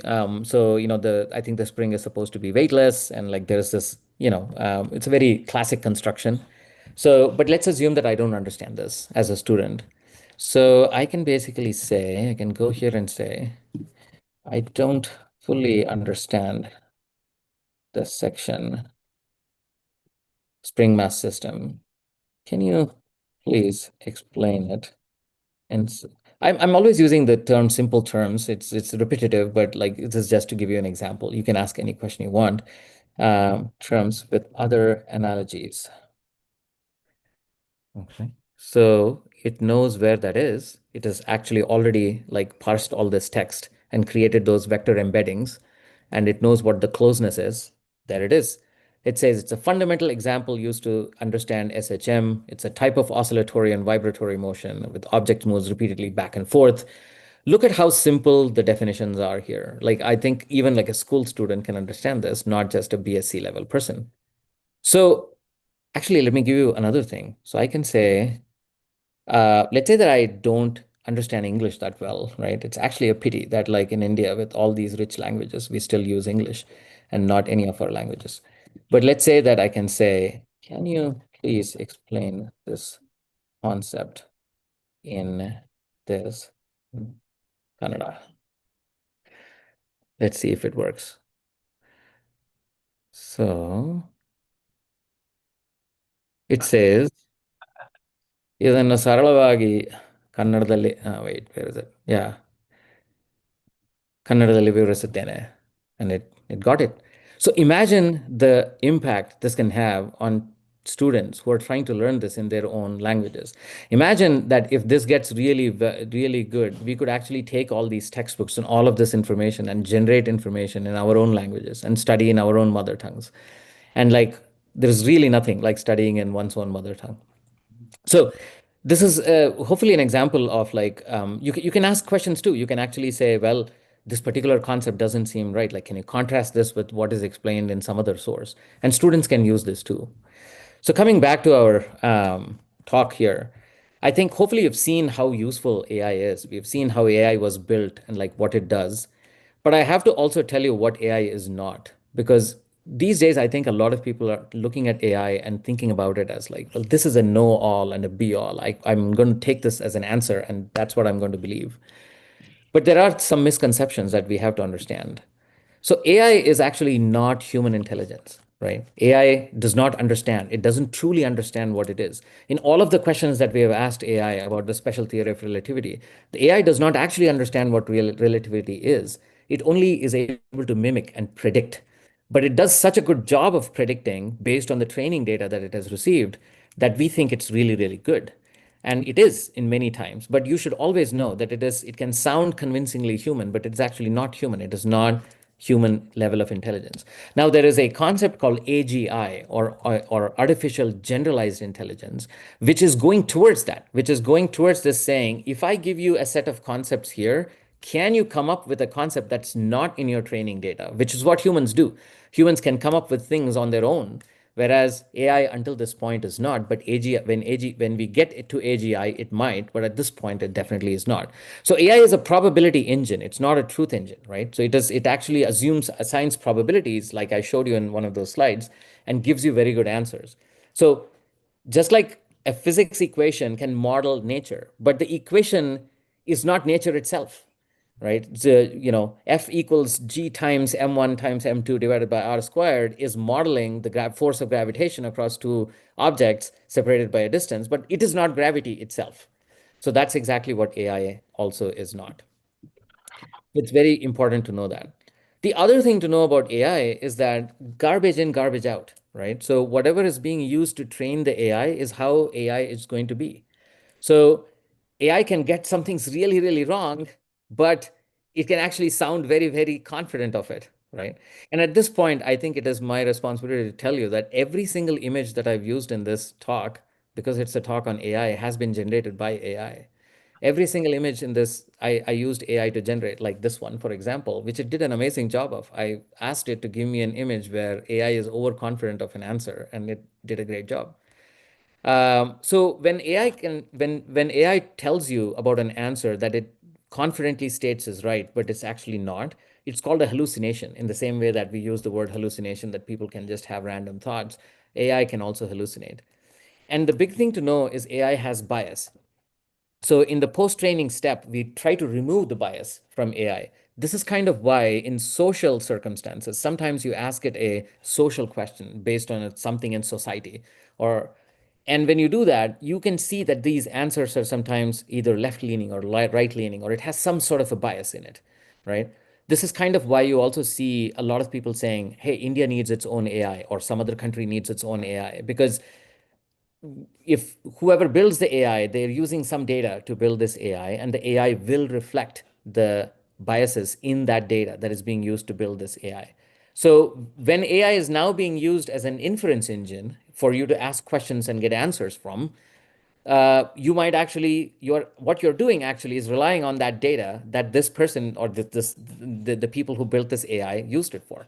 So it's important for us to at least know that biases are a thing in AI, and there is always an effort to remove biases so that answers are objective, but you can only be so good in doing that. And finally, of course, AI lacks a concept of why something is true. You can ask it if this true or something, and it'll say yes or no, but it won't know why. And hopefully by now, people have some appreciation for why not. And final slide on this is going to be, just because it's oriented to scientific research, know that when you use AI for research, or the demos that I showed you, that it can give you answers that suffer from the same biases and same issues that I just outlined. So the data quality, if the data quality is not good, your inference is not going to be unbiased. It may not be even accurate. Sometimes it's completely inaccurate, and it'll still sound very, very, very, very confident. And then there is also an effort out there to make AI more transparent, in the sense that AI can say, here's what I think and here's why I gave you this answer. So then you can refer to the sources, and you can sort of make sure that, like, okay, is this something I can trust or not? And ethics is another thing that people are talking about. What is a responsible AI development? What are some ethical guidelines? Because you can use AI to change somebody's thinking on a particular area. And so, a responsible development of AI requires that you put these ethical boundaries in place, ethical guardrails in place, and like you just make sure that it's trained in an ethical way. So that's most of the talk here. Hopefully this gave people a good understanding of what AI is, how is AI built, a high level overview of that. What are some ways that like you can use it for research and for teaching and for learning, and what some of the pitfalls are. So I'm happy to take some questions now. Thank you very much for a very nice presentation. Now there's time for some comments and questions. Anybody would like to ask any questions and make comments, you may raise your hand and then proceed one by one. So before that, I have a general question. you said that AI is going to depend on very large amount of big data. Now, how is this big data collected and processed? From where does it collect the data? How is it processed and selected and stored?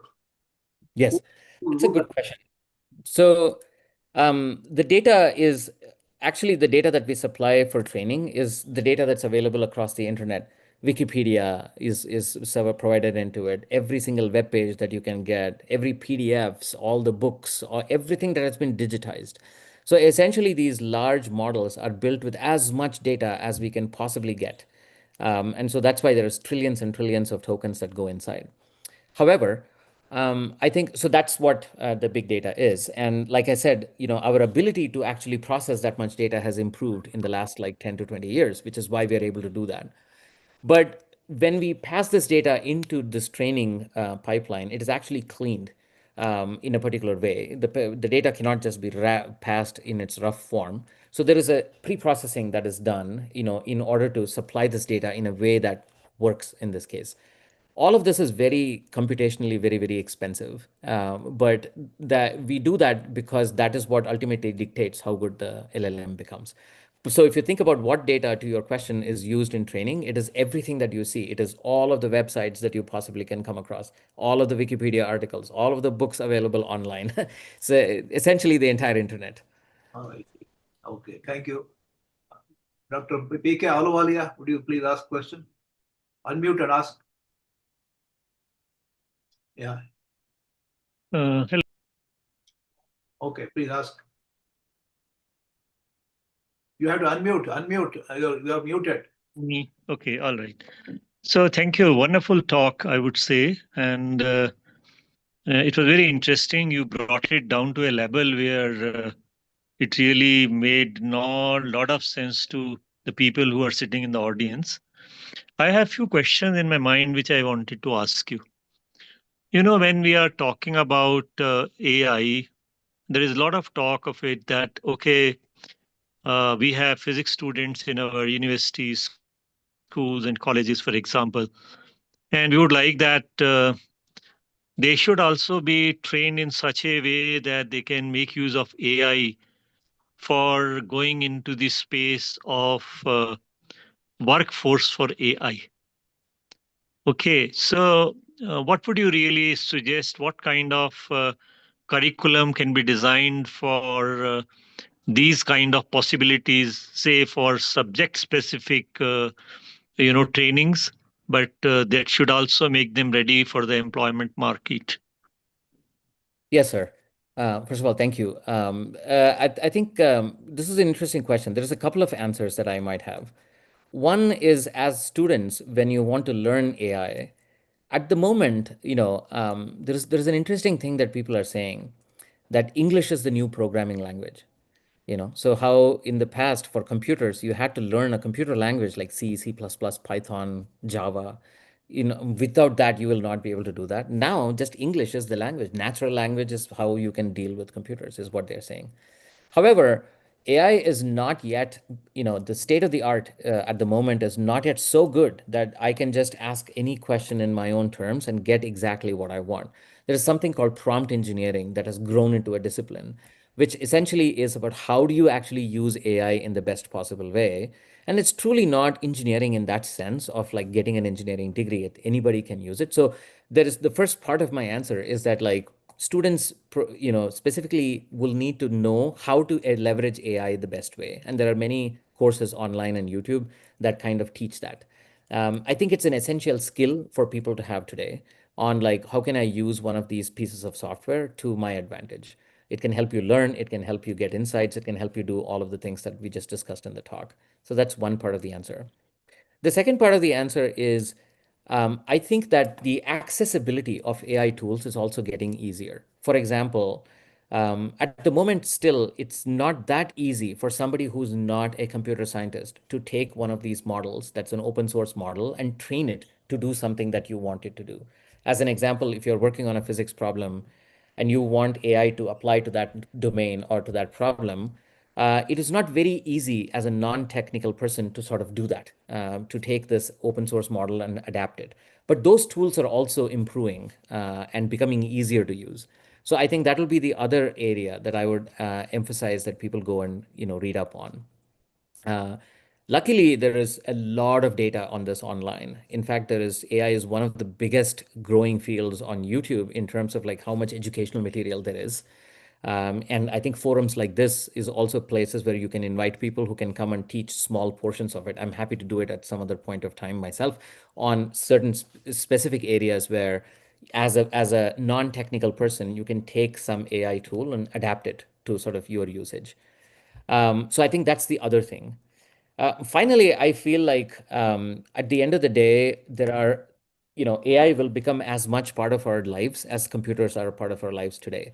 We don't think of computers as replacing some part of our life because that's our baseline. We always assume that there is a computer to do this work, and my work is on top of what the computer already does for me. And I think that's how AI is also going to become. And so I think there is the third part of my answer is just adaptation to that. So in terms of a curriculum, I don't think that there is anything structured available right now yet, but a combination of what I just said is something that we can string together from sources available online. Okay. On to Dr. Mahesh. Would you unmute your question? Unmute yourself and ask question. Yes, sir. Good evening, sir. To the resource person in USA, and good morning to everyone here in India. Okay. I would like to know, there is you are using notebook LM, google.com, to give an example for a physics. It was excellent. But I would like to know, is there specific AI platforms for different scientific or technological domains? For example, for physical science, for example, physical metallurgy, for example. Is there something like that, like a notebook, or it is a general one, notebook LM? That's a very good question. So Notebook LM is a example of something we call RAG, R-A-G, or it is called Retrieval Augmented Generation. What that means is, remember I told you that the LLM is trained on a bunch of data, right? But the document that I provided may not be part of what it has been trained on. So let's assume that the document is not this physics document, but it's a manual for a pressure cooker, right? And you want to train a customer service agent so that they can answer all the questions about this particular product, right? So that is a case where you would use something called Notebook LM, like Notebook LM, because you can say, here's like an additional piece of data, which in this case is this PDF file, right? And now answer questions based on this, right? So this is a tool for something called RAG or RAG, or Retrieval Augmented Generation. This is not a specialized tool. This tool is only taking some data and answering questions on that particular amount of data. But specifically, to your question, the answer is yes. There are many, many tools that are specifically available for specific reasons. And one way for you to go look at it is if you go into ChatGPT, for example, and you can actually go into GPTs here, right? And then you can see all these plugins here. So for example, this one is a research plugin, SciSpace, right? Wolfram is actually a plugin for doing a lot of math computations, right? Canva is a plugin for design. There's even an astrology birth chart, right? If you want to do somebody's kundli, then you can do this plugin, I guess. So things like that. So so the answer is very much yes. DALL-E is a very, very good plugin for doing creative stuff. So you can generate images and you can generate like a lot of videos and things like that. If you are into writing, these are a set of plugins that you can use for specifically helping writing. So these things specialize in making something a lot more narrative or so on and so forth. And these are for presentation. And there's actually like an infinite list of this. And this is only in ChatGPT and only the ones that they are surfacing here. But just to answer your question in a very generic way, absolutely. And that's a very good question, because if you have a specific thing, very highly likely that there is already somebody writing a plugin for it. It's a little bit like these are the apps of today, right? So when mobile phones came out, you remember that there was an app for everything. If you want to book a ticket somewhere, there is an app. If you want to go see a movie, there is an app. In the same way, now there is an app, there is a plugin for pretty much every AI scenario.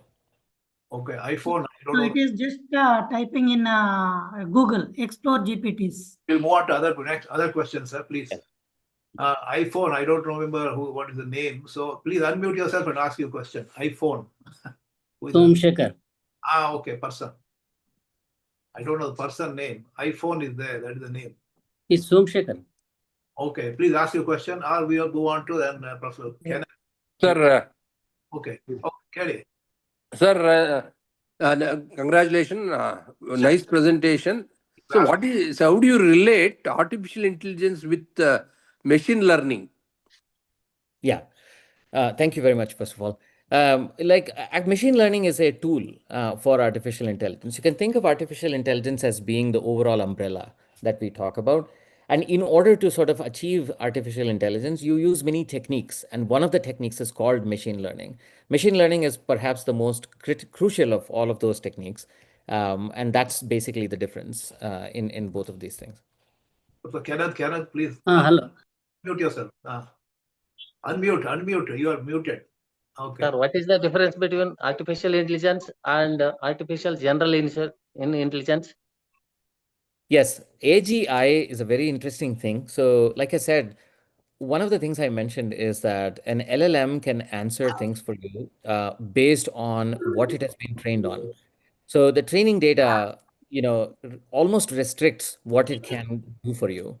And it is not able to think beyond it, so to speak. Within the training data, it can come up with like really good insights and things that you could have never seen yourself, but it is not generally truly intelligent. And AGI is an effort to sort of see if that is possible. In some sense, can it actually mimic human intelligence or try to mimic human intelligence is the AGI effort. Okay, Professor Kenneth, please ask the question.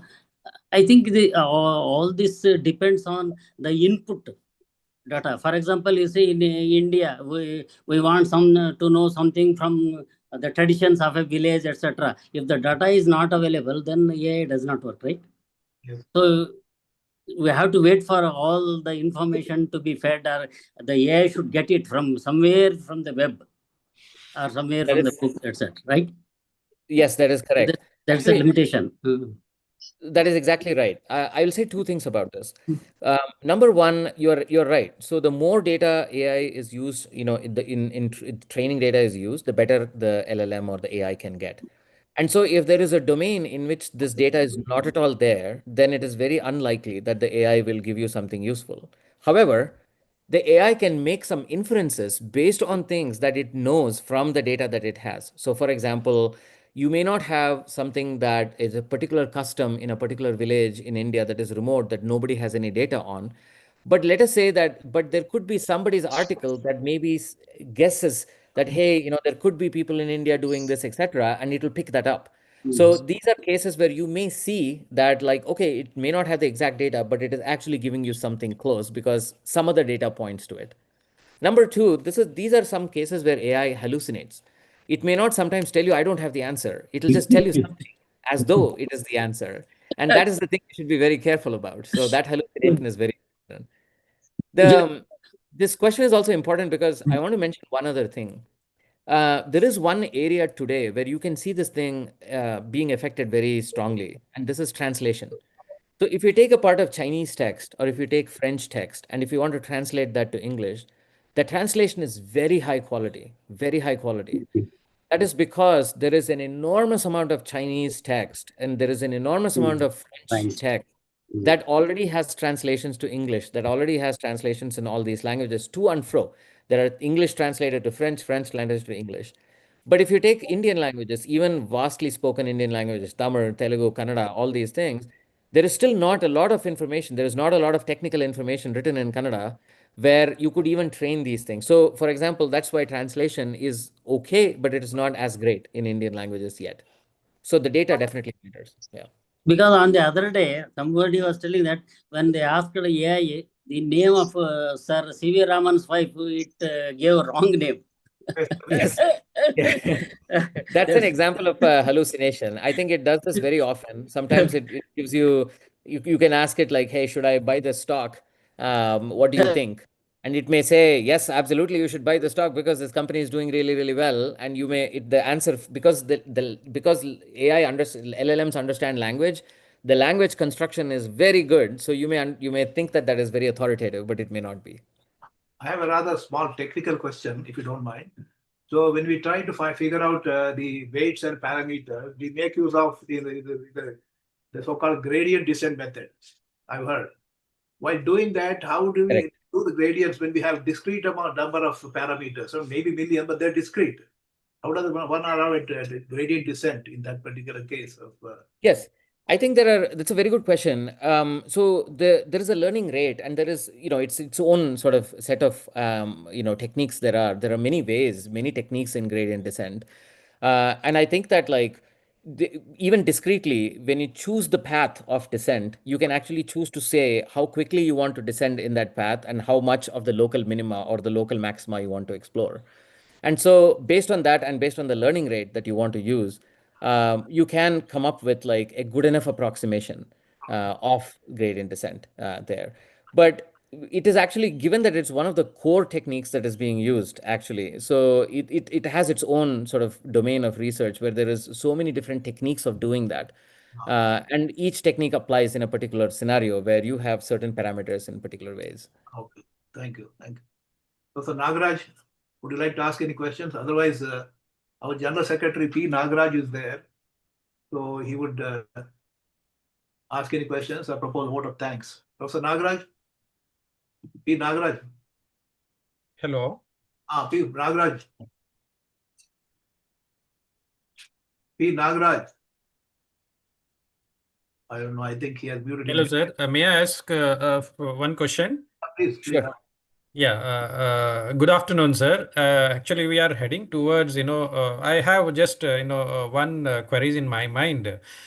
Since we are through from perception to generative to agentic, generous, and then probably in the coming years, physical AI. So this AI technology, am I audible?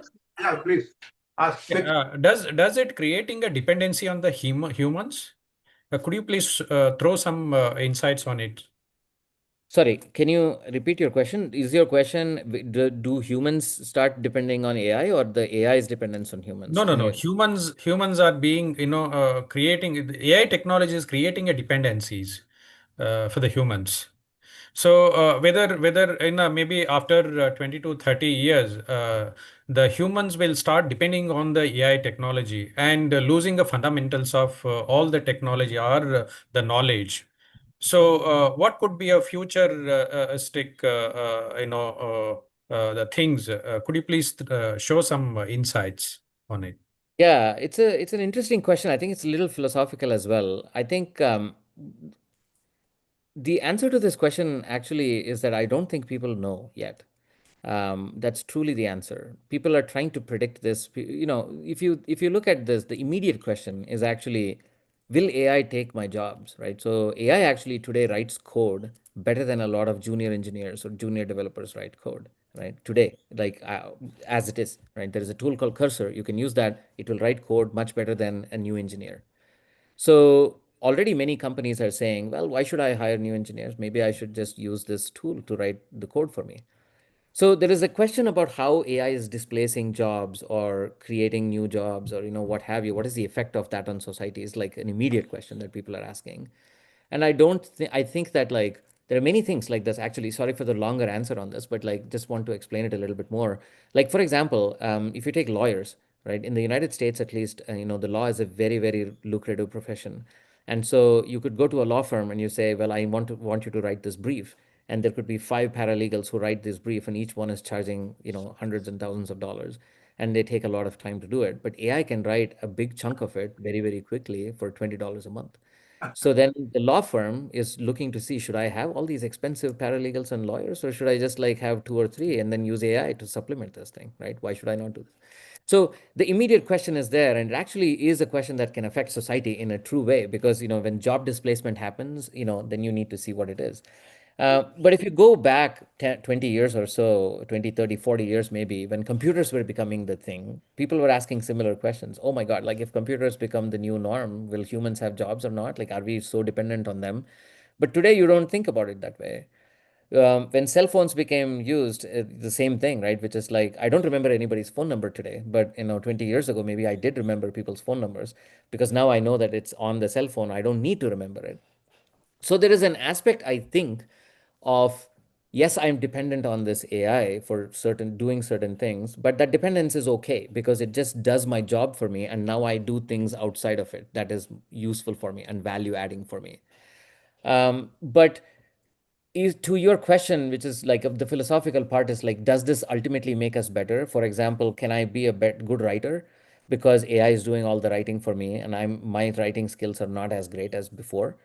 Um, it's, I think, partly maybe true, but partly maybe you pick up other skills that are actually some things that you can't do today because you just don't have the time for, or you don't have the base that you need. You spend all your time doing this. Now, if AI does that for you, you may pick up a skill that is even higher or something. So it's a non-answer, honestly, for your question, because I don't know is the true answer. But I actually probably will posit that nobody knows the exact answer as to what is going to happen. But one thing is for certain, that like not only is AI going to penetrate every single field. As an example, you could be a radiologist reading X-ray images and MRI and CAT scan images today, and you're making a lot of money and you are like very busy and you're very well sought out. But a computer program can do that for you, right? Does that eliminate the need for the radiologist? Is unknown, right? Because ultimately you might want that human factor, but it may make the radiologist's job easier, at least in the minimum. So what happens to this whole area of radiology? How does that change treatment of people? Is a little bit of an unanswered question at this point. So we should wait. Thank you so much. Thank you very much. We are coming to the end of time. I request our General Secretary, Mr. P. Nagaraju, to propose a vote of thanks on this occasion. Professor Nagaraj. Sir, may I ask one question? This is Dr. Yunusabha from PS University. Quickly, please. A quick question. Sure. Yeah. Sridhar sir, your lecture was amazing, sir. Very good, excellent, fantastic. I have one question. As a teacher like me, artificial intelligence is going to replace the teachers or what, sir, in future?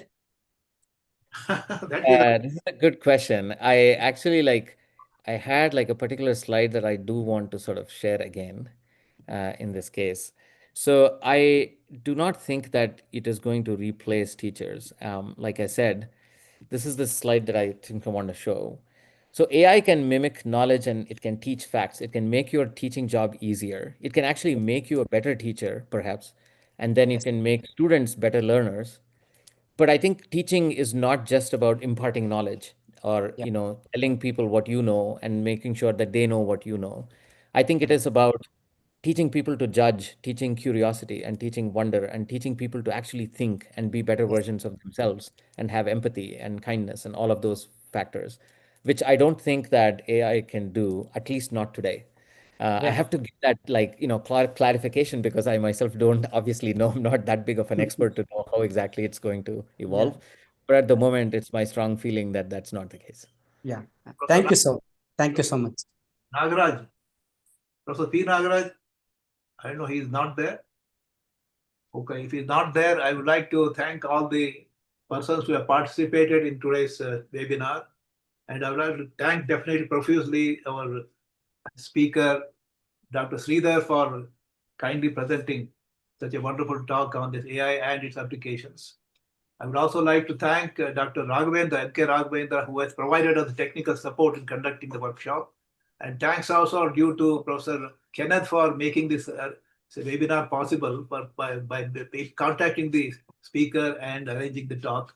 So thank you very much, all of you. And now we are closing the meeting. We'll come back next week. Thanks a lot. Thank you very much. Thank you, sir. Thank you.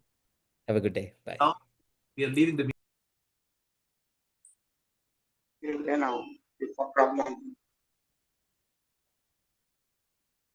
ಅವ್ರಿಗೆ ಇನ್ನೊಂದು ಹೇಳಲಿಲ್ಲ but ನಾವು ಪ್ರಶ್ನೆ ಕೇಳಲೇ ಇಲ್ಲ ಅಲ್ಲ ಶ್ರೀಧರ್ ಅವರಿಗೆ. Hello. Hello.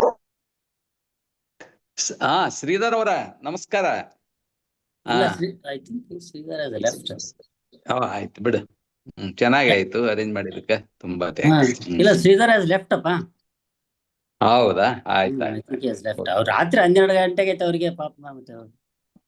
ಆಯ್ತಾಯ್ತು good. Participation was also good, nice. 45 ಆಯ್ತು. ಚೆನ್ನಾಗಿ ಕೆನೆತ್ ಹೇಳಿ ಸರ್. ತುಂಬಾ ಚೆನ್ನಾಗಿತ್ತಪ್ಪ. ಅಲ್ರಿ ತುಂಬಾ Probably the best of all I have heard about AI. certainly. ಒಂದೇನ್ ಮಾಡ್ಬೋದು ಅಂದ್ರೆ ಅವ್ರ ಒಂದೆರಡು ಎಕ್ಸಾಂಪಲ್ಸ್ ಫಿಸಿಕ್ಸ್ ತಗೊಂಡ್ರಲ್ಲ, ಹಂಗೆ ಬರೇ ನಮ್ಮ ಫಿಸಿಕ್ಸ್ ಟೀಚರ್ಸ್ಗೆ ಒಂದು ಅರೇಂಜ್ ಮಾಡ್ಬೇಕು ನೋಡಿ ಥ್ರೂ ಎಕ್ಸಾಂಪಲ್ಸ್. ಬಂದ್ರು ಅದಕ್ಕೆ ಜೋಗದ್ you wanted to ask something. I think Sridhar is there, you can ask. Sorry Sridhar, ಪಾಪ ರಾತ್ರಿ ಆಗಿದೆ ನಿಮ್ಗೆ. ಇಲ್ಲ ಏನು ಪ್ರಾಬ್ಲಮ್ ಇಲ್ಲ, ಏನು ಪ್ರಾಬ್ಲಮ್ ಇಲ್ಲ. ಶ್ರೀಧರ್ ಅವರ ನಾವೊಂದು ಕಾಮೆಂಟ್ ಬರ್ದಿದ್ದೆ, your presentation is very good, need some few example ಅಂತ ಹಾಕಿದ್ದೆ. ಅದೇ ಸೋಮಶೇಖರ್ ಸರ್ ಈಗ ಹೇಳಿದ್ರು. ಯಾಕಂದ್ರೆ ಫಿಸಿಕ್ಸ್ ಟೀಚರ್ಸ್ ಬಹಳಷ್ಟು ಮಾತಾಡ್ತಿರ್ತಾರೆ, ಆರ್ಟಿಫಿಷಿಯಲ್ ಇಂಟೆಲಿಜೆನ್ಸ್ ರಿಪ್ಲೇಸ್ ಆಗ್ತದ, ಅದು ಆಗ್ತದ, ಇದು ಆಗ್ತದಂತ. ಸಿಂಪಲ್ ಎಕ್ಸಾಂಪಲ್ ಹೇಳಿದ್ರೆ ಇದು ಆಗ್ತದಂತ. ಇನ್ನೊಂದು ನನ್ನ ತಲೆಗೆ ಏನದ, always as A physics teacher, ಯಾವ ಹುಡುಗ ಫಿಸಿಕ್ಸ್ ಗೊತ್ತದ ಅಂತಂದ್ರ ಅವನಿಗೆ ಯಾವುದೇ ಒಂದು ಗ್ರಾಫಿಕಲ್ ರಿಪ್ರೆಸೆಂಟೇಶನ್ ಅವನ ಮೈಂಡ್ನ್ಯಾಗ ಅಂಡರ್ಸ್ಟ್ಯಾಂಡ್ ಆದಾಗ ಅವನಿಗೆ ತಿಳಿದದ ಅಂತ ಅಂದಂಗ. ಈ ಸೈನ್ ಫಂಕ್ಷನ್ ಇರ್ಬೋದು, ಕಾಸ್ ಫಂಕ್ಷನ್ ಇರ್ಬೋದು, ಹೌ ದಟ್ ವೇರಿಯೇಷನ್ ಆಗ್ತದಂತ. ಬಹುತೇಕ ಅದು ಮುಂಚೆ ಅದನ್ನು ಆರ್ಟಿಫಿಷಿಯಲ್ ಇಂಟೆಲಿಜೆನ್ಸ್ ಅನ್ನಿಸ್ತದ. ಈಗ ಡಾಟಾಗಳು ಬೇಸ್ ಆಗಿ ಇವೆಲ್ಲ ಆರ್ಟಿಫಿಷಿಯಲ್ ಇಂಟೆಲಿಜೆನ್ಸ್. ನಾವೆಲ್ಲ ಟೀಚ್ ವಿದ್ಯಾರ್ಥಿಗಳು ಗ್ರಾಫಿಕಲ್ ರಿಪ್ರೆಸೆಂಟೇಶನ್ ಅಂಡರ್ಸ್ಟ್ಯಾಂಡ್ ಆಯ್ತಂತ ತಿಳಿದಂಗಂತ ನಾವು ತಿಳಿದಿದ್ದೇವೆ. That is one way of artificial intelligence ಅಂತ. ಅದ್ರ ಬಗ್ಗೆ ಸ್ವಲ್ಪ ನೀವು ಕಾಮೆಂಟ್ ಮಾಡಿದ್ರೆ ಚಲೋ ಆಯ್ತು. ಹಾ, ಅದೇ ನೀವು I will add some examples ನಾನು ಕೊಡ್ತೀನಿ ರೀ ಆಕ್ಚುಲಿ. ಸೊ ಮೇ ಬಿ ನನಗೂ ಅನ್ಸ್ತು ಆಕ್ಚುಲಿ ಮೇ ಬಿ ಇನ್ನೂ ಇಷ್ಟು ಎಕ್ಸಾಂಪಲ್ ಕೊಟ್ಟಿರ್ಬೋದು ಅಂತ. ಅದಕ್ಕೆ ಹಾಕಿದ್ದೆ ನಾನು ನಿಮ್ಮ ಕಾಮೆಂಟ್ ಅಲ್ಲ, ನಾನು ನೋಡ್ಲಿಲ್ಲ. ಇಲ್ಲ ಜೋಗದ ನೋಡಿ, ಎಲ್ಲರ ಪರವಾಗಿ ಇನ್ನೊಂದ್ಸಲ ರಿಕ್ವೆಸ್ಟ್ ಮಾಡ್ಕೊಳ್ಳೋಣ. ಫಿಸಿಕ್ಸ್ ಎಕ್ಸಾಂಪಲ್ ತಗೊಂಡು ಶ್ರೀಧರ್ ಅವರು ಒಂದು ಇದು ಕೊಡ್ಲಿ ಅಂತ ಹೇಳಿ. ಅವರು ಬಾಳ ಡಿಫಿಕಲ್ಟ್ ಅದ. ಈ ಟುಕ್ 2 months ಅವ್ರ ಕಂಪನಿಯವರು ಅವ್ರಿಗೆ ಪರ್ಮಿಷನ್ ಕೊಡ್ಲಿಕ್ಕೆ, ಈ ಮಾತಾಡ್ಲಿಕ್ಕೆ. ಯಾಕಂದ್ರೆ ಅವೆಲ್ಲ ಇವಿರ್ತಾವ, ಇವರ ಒಂದು ರೈಟ್ಸ್ ಗೇಟ್ಸ್ ಅವು ಇವು ಎಲ್ಲ. ಶ್ರೀಧರ್ ಅವ್ರಿಗೆ ನಂದೊಂದು ಪ್ರಶ್ನೆ ಕೇಳಪ್ಪ. ನಾನೊಂದು ಪ್ರಶ್ನೆ ಅವ್ರನ್ನ ಕೇಳ್ರಿ ಸರ್, ಕೇಳ್ರಿ. ಶ್ರೀಧರ್ ಅವ್ರೆ, ಈ ಯಾಕೆ recently Nobel laureate last year ಬಂತಲ್ಲ ಎಐಗೆ, he warns us. He gives a kind of a warning. What does he mean? ಅದು ಅಂದ್ರೆ it's in some cases it is like I said, it is the truth is that it is not a fully understood field. ಇದರ implication ಏನು ಅಂತ ಇನ್ನು ಯಾರಿಗೂ ತಿಳಿದಿಲ್ಲ. ನಾನು ಹೇಳ್ತಾ ಇದ್ದಾಗ ಈಗ ಲಾಯರ್ಸ್ ಎಲ್ಲ ನೋಡ್ತಾ ಇದ್ದಾರೆ US ಅಲ್ಲಿ, ಏನಪ್ಪ ಇದು ಇದೆಲ್ಲ ನಾವು ಒಂದು ಒಂದು brief ಬರಿಬೇಕಂದ್ರೆ we take 1 month to write this thing. ನಮಗೆಲ್ಲ thousands of dollars ಆಗುತ್ತೆ. Like the lawyers charge $1,000 per hour and they bill the client for 10 hours. ನೀವು $10,000 ಕೊಡ್ತೀರಾ. But if you use the AI, ಅದು do the perfect job, but it does 80% of the job in like in a fraction of a second, and you pay $20 a month for this thing. ಅಂದ್ರೆ ಅವ್ರ lawyers ಏನ್ ಹೇಳ್ತಾ ಇದಾರೆ ಅಂದ್ರೆ, ಅದೇ ನಾನು ಯಾಕಪ್ಪ ಇಷ್ಟೆಲ್ಲ ಕೊಡಬೇಕು, so maybe I should change my mental model, I should change my business model ಅಂತ. So now the interesting thing is that this is affecting the white collar professions more than the blue collar professions. White collar professions, again, you are an engineer, you take so many years to train, and you come and you become a lawyer or engineer or doctor. Now this AI is doing your job, supposedly doing your job in a very easy way. So yeah, so there is that aspect. The second aspect is that people can use AI to get insights in bad ways. Like maybe I can just guess on some things. For example, Aadhaar data ide ನಮ್ಮ ಹತ್ರ. Aadhaar data has everybody's data, everybody's address, everybody's phone number, ನಿಮ್ದೆಲ್ಲ blood group ಎಲ್ಲ ಇದೆ ಅವ್ರ ಹತ್ರ. Now the problem is that a human cannot go and like make any analogies, any implications. But if I use AI and if I supply that data, I can actually see what is this population doing, ಇಷ್ಟೆಲ್ಲ ಇವ್ರು ಏನು ಮಾಡ್ತಾ ಇದ್ದಾರೆ, ಕರ್ನಾಟಕದಲ್ಲಿ ಏನು ಮಾಡ್ತಾ ಇದ್ದಾರೆ, ಅವರೆಲ್ಲ ಹೆಂಗೆ ವೋಟ್ ಮಾಡ್ತಾರೆ, ಇವ್ರು ಏನು ಮಾಡ್ತಾರೆ, ಅವ್ರು ಏನು ಮಾಡ್ತಾರೆ. You can possibly come across those things. Now there are laws around privacy, there are laws around like these things that are holding it back, but it is artificial to some extent because technically somebody can do this thing. So ಈ ಥರವಾಗಿ ಏನಂದರೆ you can actually influence people's thinking, you can influence, you can make some societal change through these insights that AI can get ಅಂತ. At the moment there is nothing blocking it. ಈಗ laws ಎಲ್ಲ ಇಲ್ಲ AI ಅಲ್ಲಿ, there is no laws regulating AI. In fact, the US is going to a law. I think like they are saying that regulate ಮಾಡಬಾರ್ದು ಅಂತ. ಯಾಕಂದ್ರೆ ಇಲ್ಲೆಲ್ಲ ಇಷ್ಟೆಲ್ಲ innovation ಇದೆ, ನಾವು ಮಾಡಲಿಲ್ಲ ಅಂದ್ರೆ ಚೈನಾದವ್ರು ಮಾಡ್ಬಿಡ್ತಾರೆ, ಇವ್ರು ಮಾಡ್ಬಿಡ್ತಾರೆ, ಅದಕ್ಕೆ so but nobody is talking about the other side of it that can happen with the kind of example I gave you. So that is why there is a bunch of people who are warning that ಈ ಥರ AI ಇದು ಇರಬೇಕು ಅಂತ. The second thing is, like I said, the data that we provide to train the AI is how the AI will respond to you. So ಈಗ that is why political biases ಬರ್ಬೋದು data ಅಲ್ಲಿ. So if ನಾವು ಯಾರೋ ಒಬ್ಬರು ಕೇಳಿದ್ರು ಈ question, are we dependent on A I ಅಂತ, are will we have dependency on A I? That's I think already happening. ಈಗ lots of students they will not do anything without consulting with chat G P T. So ಆ dependence ನಿಮಗೆ ಬಂದ್ಬಿಡ್ತಂದ್ರೆ you will start assuming this is correct. So ಈಗ ನಾವು let's assume there is a societal question. ಈಗ should the laws be this way R not ಅಂತ ಒಂದು question ಇತ್ತಂದ್ರೆ, maybe the law, maybe the data is trained based on some Western, understanding of things. But in India, people are using that and assuming this is correct. In some culture, it may not be correct. But people are still thinking, oh, the AI told me it has to be correct. So there are implications that go beyond just questions and answers, and it may actually impact society in some ways. And the field is growing very, very fast. It is becoming very capable, and there is no control over it at this point. And so there are many people who are raising concerns because of this. I may feel that there is some of that is a very legitimate. Fine. Yes. Thank you, sir. ಇಲ್ಲ ಶ್ರೀಧರ್, ಈ recently ಒಂದೇನೋ MIT ಅವರು ಒಂದು study ಮಾಡಿದ್ದಾರೆ, A dependent result ಮತ್ತು ಹುಡುಗರಿಗೆ ಏನೋ ಒಂದು ಸಮ್ ಪ್ರಾಜೆಕ್ಟ್ ಮಾಡಿದ್ರಂತೆ. ಆ ಪ್ರಾಜೆಕ್ಟ್ ಅನ್ನ ಎ ಕಂಪ್ಲೀಟ್ಲಿ ಮಾಡಿದ್ದು ಹುಡುಗರದು ಬ್ರೈನ್ ಮ್ಯಾಪಿಂಗ್ ಹಾಫ್ ವೇ ಮಾಡಿದ್ದು ಮತ್ತು ಕಂಪ್ಲೀಟ್ ಇದು ಮಾಡಿದ್ರೆ ಎ ಡಿಪೆಂಡೆಂಟ್ ಹುಡುಗರದು ಫ್ಲಾಟ್ ಬಂತು, ಅವ್ರ ಥಿಂಕಿಂಗ್ ಕೆಪಾಸಿಟಿನೇ ಕಡಿಮೆ ಆಗಿದೆ ಹಂಗಂತ ಒಂದೇನೋ MIT ಒಂದು ರೀಸೆಂಟ್ ಸರ್ಚ್ ಇದು. ಹೌದು. ಯಾ, ನಾನು ನೋಡಿದ್ದೀನಿ. I think they said that like there are some people who only looked at Google. There are some people who used AI. AI ಅವ್ರದೆಲ್ಲ ಫ್ಲಾಟ್ ಇತ್ತು. I think there is some criticism of that work, first of all. Apparently, the researcher who did that is associated with Google or something like that. So, ಆ ಥರ ಏನೋ ಒಂದು criticism ಇತ್ತು. But I have read that. ನನ್ನ personal opinion ಏನಂದ್ರೆ, this is not yet fully clear ಅಂತ. ಈಗ I think the same thing ಅಲ್ಲ. ಈಗ for example, long time ago people use to say you cannot use calculators because ನೀವು calculator use ಮಾಡಿದ್ರೆ you will not be able to do log. ಈಗ ಮುಂಚೆ ನೀವು log book ಇರ್ತಿತ್ತಲ್ಲ, log book ಮಾಡಬೇಕು. So you have to really understand how logarithm works. But calculator, scientific calculator ಬಂದ ತಕ್ಷಣ ನೀವು ಲಾಗ್ ಅಂತ ಬಂದ್ಬಿಟ್ರೆ it will give you the answer. So people thought that like, well, this is going to make people really not that intelligent because now you don't know how to compute the logarithm. So I think there is a little bit of that here, but it is not at this point in the US at least. Schools alla ಹೇಳ್ತಾ ಇದ್ದಾರೆ, so you cannot use ChatGPT, you cannot use. Yes. So but still there is no control over it.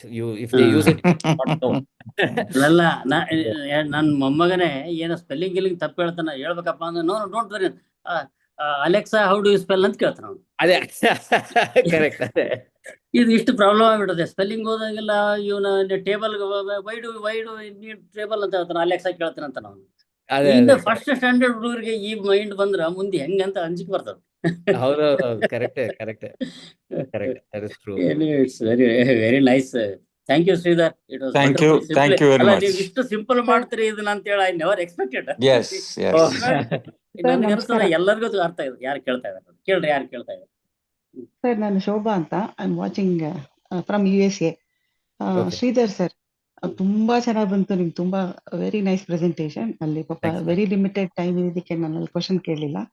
Sir, recent ಆಗಿ I saw in my brother is a doctor and there we got one software where AI will treat ಅಂತ ಒಂದು message ಬಂತು. ಅದರಲ್ಲಿ ಅವರು they need not consult doctor and they can just go through that and treatment can be taken across the counter and all those anta. Correct. And even surgery and also can be replaced if AI presence idre ನಮಗೆ ಜಾಸ್ತಿ expertise doctors ಬೇಡ ಅನ್ನೋದು ಒಂದು message ಬರ್ತಾ ಇದೆ sir. What is your opinion in this sir? Actually ಇದು there are two parts to the answer, I think. ಒಂದೇನಂದ್ರೆ, ಈಗ ಇದು ನಾನು ಒಂದು ಎಕ್ಸಾಂಪಲ್ ತೋರಿಸಿದ್ನಲ್ಲ, ನೋಟ್ಬುಕ್ ಎಲ್ಲ ಮೇಲೆ ಒಂದು ಡಾಕ್ಯುಮೆಂಟ್ ಹಾಕಿ ಅದನ್ನು ಕ್ವೆಶನ್ ಮಾಡ್ಬೋದು ಅಂತ. So there are ways to increase the accuracy of this information. So ಈಗ ಫಾರ್ ಎಕ್ಸಾಂಪಲ್ ಮೆಡಿಕಲ್ ಅಲ್ಲಿ ಏನಂದ್ರೆ ಈಗ ಎಸ್ಪೆಷಲಿ ನೀವು US ಅಲ್ಲಿ ಇದ್ರೆ ನಿಮಗೆ ಗೊತ್ತಿರಬೇಕು, it's not like India where I cannot just go and see some expert right away. Yes, exactly. Here you have to wait and you have to talk to a nurse and get an appointment and all of that stuff. So ಅವ್ರು ಏನು ಮಾಡ್ತಾ ಇದ್ದಾರೆ ಅಂದರೆ ಅವರಿಗೂ cost ಜಾಸ್ತಿ ಆಗಿದೆ. ಈಗ nurse call ಮಾಡ್ಬೇಕಂದ್ರೆ ನರ್ಸ್ ಹಾಟ್ ಲೈನ್ ನಿಮಗೆ ಲೈನ್ ಬೇಕು, ಆಮೇಲೆ you need somebody to answer that call, do all of that stuff. So what they're trying to do is there are certain things. I have a headache, Andre. They will be like, okay, you chat with this AI bot, and they are increasing the accuracy of that particular thing to some level. It will still not be perfect like a human doctor, but humans are also not perfect. Yeah, everybody is a little has some imperfection. Yeah. So for certain things, they are using the AI, trying to increase the accuracy and saying, you know what, you can just get your answer here for small things, and it will just over the counter headache, I have a stomach upset, or should I come to the doctor? These things. For example, actually, one personal example, so some days ago, I did some exercise and I had some pain on my left side. So I did not know that, like, oh, ನಾನು ಅಲ್ಲಿ ಏನು ಮಾಡಲೇ ಇಲ್ಲಲ್ಲ, ಅಲ್ಲಿ ಯಾಕೆ pain ಬಂದಿದೆ ಅಂತ. So I asked the AI, should I go, is this something that I should go see the doctor for anta? And it gave me a set of symptoms to check for. It said, like, if these symptoms are there, then most likely you should go to the doctor, otherwise you wait for one day. That was a low risk Excellent way of doing it. So at the moment, I think that there are some people who are doing that slightly low risk activities there, adu ondide. But I definitely believe that, like, over time more and more will become this way. If you look at customer service on Amazon, it has pretty much been replaced with AI as the first stop. So you can say, this product I ordered, this is something issue, adu idu andre AI answers the question first, adadmele human go guttadu. So ಆ ಥರ I think they'll do it. Surgery ಒಂದೇನಂದ್ರೆ robotics ಅಲ್ಲಿ AI ಬರ್ತಾ ಇದೆ ಈಗ. exactly. So there is already some robotics surgery thing. I don't think it is now fully that advanced, but I definitely believe, I was actually talking to some of my some people I know in the industry. ಅವ್ರು ಏನು ಹೇಳ್ತಾ ಇದ್ದಾರೆ ಅಂದರೆ robotics is the next big innovation cycle ಅಂತ. ಯಾಕಂದರೆ we can have a robot to clean the house, you can have a robot to do surgery, you can have a robot to do whatever you want. So there is a level of sophistication after which that will become like a very pervasive thing ಅಂತ ಅವ್ರು ಹೇಳ್ತಾ ಇದ್ರು. I'm pretty sure that ಮೆಡಿಸಿನ್ಗೆ ಇದು apply ಆಗುತ್ತೆ. ಯಾಕಂದರೆ ನಿಮ್ಗೆ ಗೊತ್ತಿರಬೇಕು, US ಅಲ್ಲಿ medicine is very expensive. It's not like India, it is very, very expensive. And wherever there is a cost, people will try to minimize the cost. And I'm sure that it is coming. Thank you very much, sir. ತುಂಬಾ ಚೆನ್ನಾಗಿತ್ತು. We will look forward some more lectures, and thanks KPA and all the stalwarts who are all here, Somsekhar sir and Kenneth sir. Thank you so much, sir. Thank you all. Thank you. Thank you, Sridhar. Thanks a lot. Very nice. Very nice. Excellent. Thank you very much. Okay. Bye.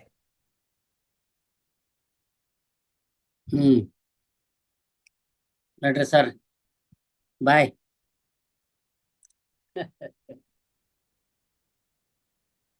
Thank you sir. ಏನ್ ಚನ್ನಬಸಪ್ಪ ಕೇಳಿದ್ರೆ ದೇಶಪಾಂಡೆ ಏನ್ ಮಲ್ಗೆನ ಏನ್ ಚೆನ್ನಾಗಿತ್ತು sir, ಬಹಳ ಚೆನ್ನಾಗಿತ್ತು ಅಲ್ಲ. Good. It was very made it very very simple. ತುಂಬಾ ಚೆನ್ನಾಗಿತ್ತು, ಬಹಳ ಚೆನ್ನಾಗಿತ್ತು. ನಾ ಅದಕ್ಕೆ ಎಲ್ಲರಿಗೂ ತಿಳ್ಕೊಂಡಂಗೆ ಸಿಂಪಲ್ ಮಾಡ್ರಿ ಅಂತ ಹೇಳಿದ್ ನಾನು. It it it really very simple. ಎಲ್ಲ ಸಿಂಪಲ್ ಇತ್ತು, ಎಲ್ಲ information information. That is it. But ಇದ್ರಂಗ ಯಾರು ಭಾಷಣ ಮಾಡಿದಿಲ್ ಬಿಡ್ರಿ ಸರ್. ಅಲ್ರಿ ಎ ಬಗ್ಗೆ ಏನೋ ಒಂದ್ ಭೂತ ಕುಂದ್ರಿಸ್ಬಿಟ್ಟಿದ್ರು ಅಂತ. ಅಲ್ಲ, ಭೂತ ಅಂತಲ್ಲ, ಅವರು ಹಂಗಲ್ಲ, ಓದ್ಕೊಂಬಂದ್ ಹೇಳೋರು ಇದ್ರೆ ಎಲ್ಲಾರು. ಇವ್ರು ಮಾಡಿದವ್ರಲ್ಲ, ಎಕ್ಸ್ಪೀರಿಯನ್ಸ್ ಇದೆಯಲ್ಲ, ಅನುಭವ ಇದೆ ಅವರಿಗೆ. That is the difference. Correct correct. ಇಲ್ಲ ಸರ್, ಇದೇ ಎಐನೇ ನಾವು ಇದಕ್ಕೆ ಫೀಚರ್ಸ್ ನ ಜನಗಣತಿ ಅದಕ್ಕೆಲ್ಲ ಉಪಯೋಗಿಸ್ತೀವಿ. ಈಗ ಆಧಾರ್ ಕಾರ್ಡ್ ಎಲ್ಲ ಲಿಂಕ್ ಇರುತ್ತೆ, ಅದನ್ನ ಯೂಸ್ ಮಾಡಿದ್ರೆ ಈ ಟೀಚರ್ಸ್ ಕೆಲಸನೂ ಕಡಿಮೆ ಆಗುತ್ತೆ. ಹಂಗಲ್ರಿ, ಅವು ಎಐ ಕೊಡ್ಬೇಕಂದ್ರ ಇವ್ರ ಮಂದಿ ಗೊತ್ತಿರ್ಬೇಕಲ್ಲ. ಅವ್ರ ಕಂಪ್ಯೂಟರ್ ಬಂದು ಫೀಡ್ ಮಾಡೋದು ಈಗನು ಮಾಡ್ಬೋದು, ಬಟ್ ಅವ್ರ ಮಂದಿನ ಎಜುಕೇಟ್ ಯಾರು ಮಾಡ್ತಾರ? AI cannot go home, right? Individual ಬೇಕಾಗಿಲ್ಲ ಸರ್. ಆಧಾರ್ ಅಲ್ಲಿ ಎಲ್ಲ ಇರ್ತದಲ್ಲ, ಆಧಾರ್ ಅಲ್ಲಿ ಎವ್ರಿಥಿಂಗ್ ಇಸ್ ಮೆನ್ಷನ್ಡ್, ಕ್ಯಾಸ್ಟ್ ಎಲ್ಲದನ್ನು ಮೆನ್ಷನ್ ಮಾಡ್ತಾರೆ. ಮತ್ತೆ based on Aadhaar you can ಜನಗಣತಿ ಅವನ್ನೆಲ್ಲ ಮಾಡ್ಬೋದು. ಆಧಾರ್ನಾಗ ಕೆಲವು ಇನ್ಫಾರ್ಮೇಶನ್ ಇಲ್ಲ, ಈಗ ಮತ್ತೆ ಅವನ್ನೆಲ್ಲ ತಗೋಬೇಕಾಗತ್ತೆ ಅವ್ರು. ಅಷ್ಟೇ ಹಂಗಷ್ಟೇ. ಸರಿ. ಎಲ್ಲ AI ನಾಗ ಮಾಡಿದ್ರ ರೊಕ್ಕ ತಿನ್ಲಿಕ್ಕೆ ಬರಂಗಿಲ್ಲಲ್ಲ. ಅಲ್ಲಿದೆ ಮೇನ್. ಅಲ್ಲ ಇಲ್ಲಿ ಅಲ್ಲ ಇಲ್ಲಿ ಬಂತು ನೋಡು, ಅಸಲಿ ಇಂಡಿಯನ್ ಮಾತು ಬರ್ತಿಲ್ಲ. ಸರಿ ಸರ್. ರೈಟ್ ಸರ್, ಬಾಯ್. ಓಕೆ ಸರ್, ಬಾಯ್. ಬಾಯ್ ಬಾಯ್. ಬಾಯ್ bye sir. Everybody. Okay.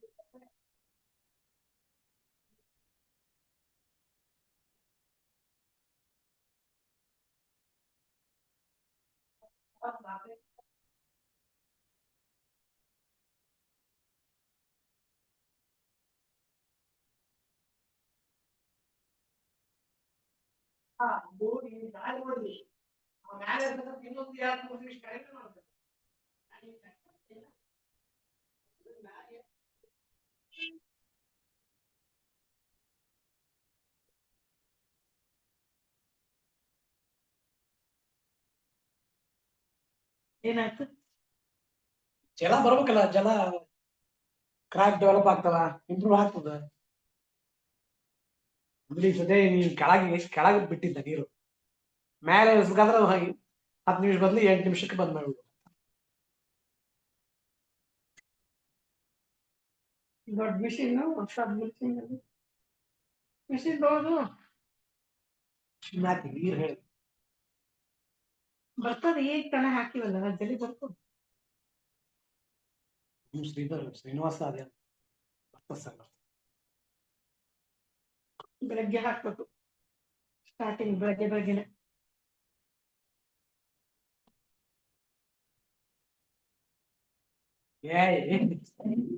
Artificial intelligence ಹೆಂಗಂದ್ರೆ ಅಮೆರಿಕದಾಗ ಎಲ್ಲ ಎಕ್ಸ್ಪೆನ್ಸಸ್ ಕಾಸ್ಟ್ಲಿ. ಮೆಡಿಕಲ್ ಡಾಕ್ಟರ್ ಹತ್ರ ಹೋಗ್ತಾರೆ,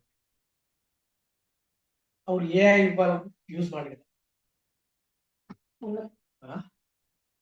AI ಕೇಳಿದ್ರು, ಶ್ರೀಧರ್ನ ಹೇಳ್ದ, ನಾನು ಏನೋ ಸ್ವಲ್ಪ ಎಕ್ಸರ್ಸೈಸ್ ಮಾಡಿದೆ, ಎಕ್ಸರ್ಸೈಸ್ ಮಾಡೋಣ ಎಲ್ಲೋ ಪೇನ್ ಆಗಿತ್ತು, ಪೇನ್ ಆಗಿರ್ತದ, ನಾನು ಅಂತ ಸ್ಟ್ರೆಸ್ ಕೊಟ್ಟಿರಲ್ಲ ಎಕ್ಸರ್ಸೈಸ್ನಾಗ ನನಗೆ ಎಲ್ಲಿ ಪೇನ್ ಆಗಿರ್ತದ, ಇವು ನಾನು ಅಂತ ಪರಿ ಏನು ಸ್ಟ್ರೆಸ್ ಕೊಟ್ಟಿಲ್ಲ ಅಂತೇಳಿ AI ಕೇಳಿದ್ರು. ಡಾಕ್ಟರ್ ಹತ್ರ ಹೋಗಿ ಹೇಳ್ತಂತ, ನೀನ್ ಇಂತಿಂತ ಎಕ್ಸರ್ಸೈಸ್ ಮಾಡಿದಲ್ಲ, ಹಿಂಗ ಆಗ್ತಿದ್ರ ಸರಿ ನಡೀತದೆ, ಎಲ್ಲಿ ಹೋಗೋದ್ ಬೇಕಾಗಿಲ್ಲ, ಇನ್ನೊಂದು 2 ದಿವಸ ಕಡಿಮೆ ಆಗ್ತದೆ. ಅಕಸ್ಮಾತ್ ಹಿಂಗ ಆಗ್ಬಿಟ್ಟಿತ್ತು ನೀನ್ ಡಾಕ್ಟರ್ ಕನ್ಸಲ್ಟ್ ಮಾಡ್ತೀವಿ, ಕನ್ಸಲ್ಟ್ ಹೇಳ್ತು. ಡಾಕ್ಟರ್ ಏನಿದ್ರೆ ಆಗ್ಬೇಕು. ಎಲ್ಲ AI ಯೂಸ್ ಮಾಡಿ ನಾವಾದ್ಮೇಲೆ ಮಾಡ್ಕೊಬೇಕು, ಸುಮ್ಮನೆ ಡಾಕ್ಟರ್ ಬೆಳಗ್ಗೆ ಕೂಡ ಮಾತಿಗೂ ಡಾಕ್ಟರ್ ಹತ್ರ ಹೋಗ್ಬೇಕು. ಅವ್ನು ಮಾತಾಡಿಸಿದ್ನಲ್ಲ ನಿಮ್ಗೆ, ಮತ್ತೆ ಮಾತಾಡಿಸಿದ.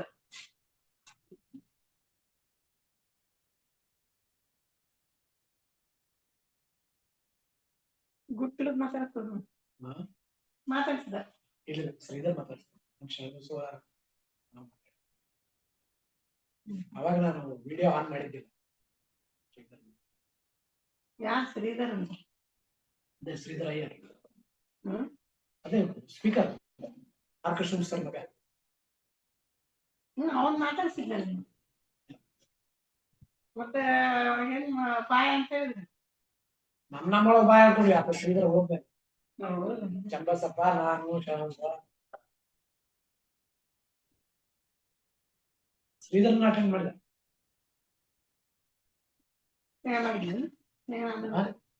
ನಂತ ಮಾಡಿದ ಇದಾಗಿರ್ತಾರಲ್ಲ, ಶ್ರೀಧರ್ ಕೇಳ್ತೀನಿ ಹೆಂಗಿತ್ತಪ್ಪ ಅಂತ. ಕುಡೀರಿ ಮೊದ್ಲು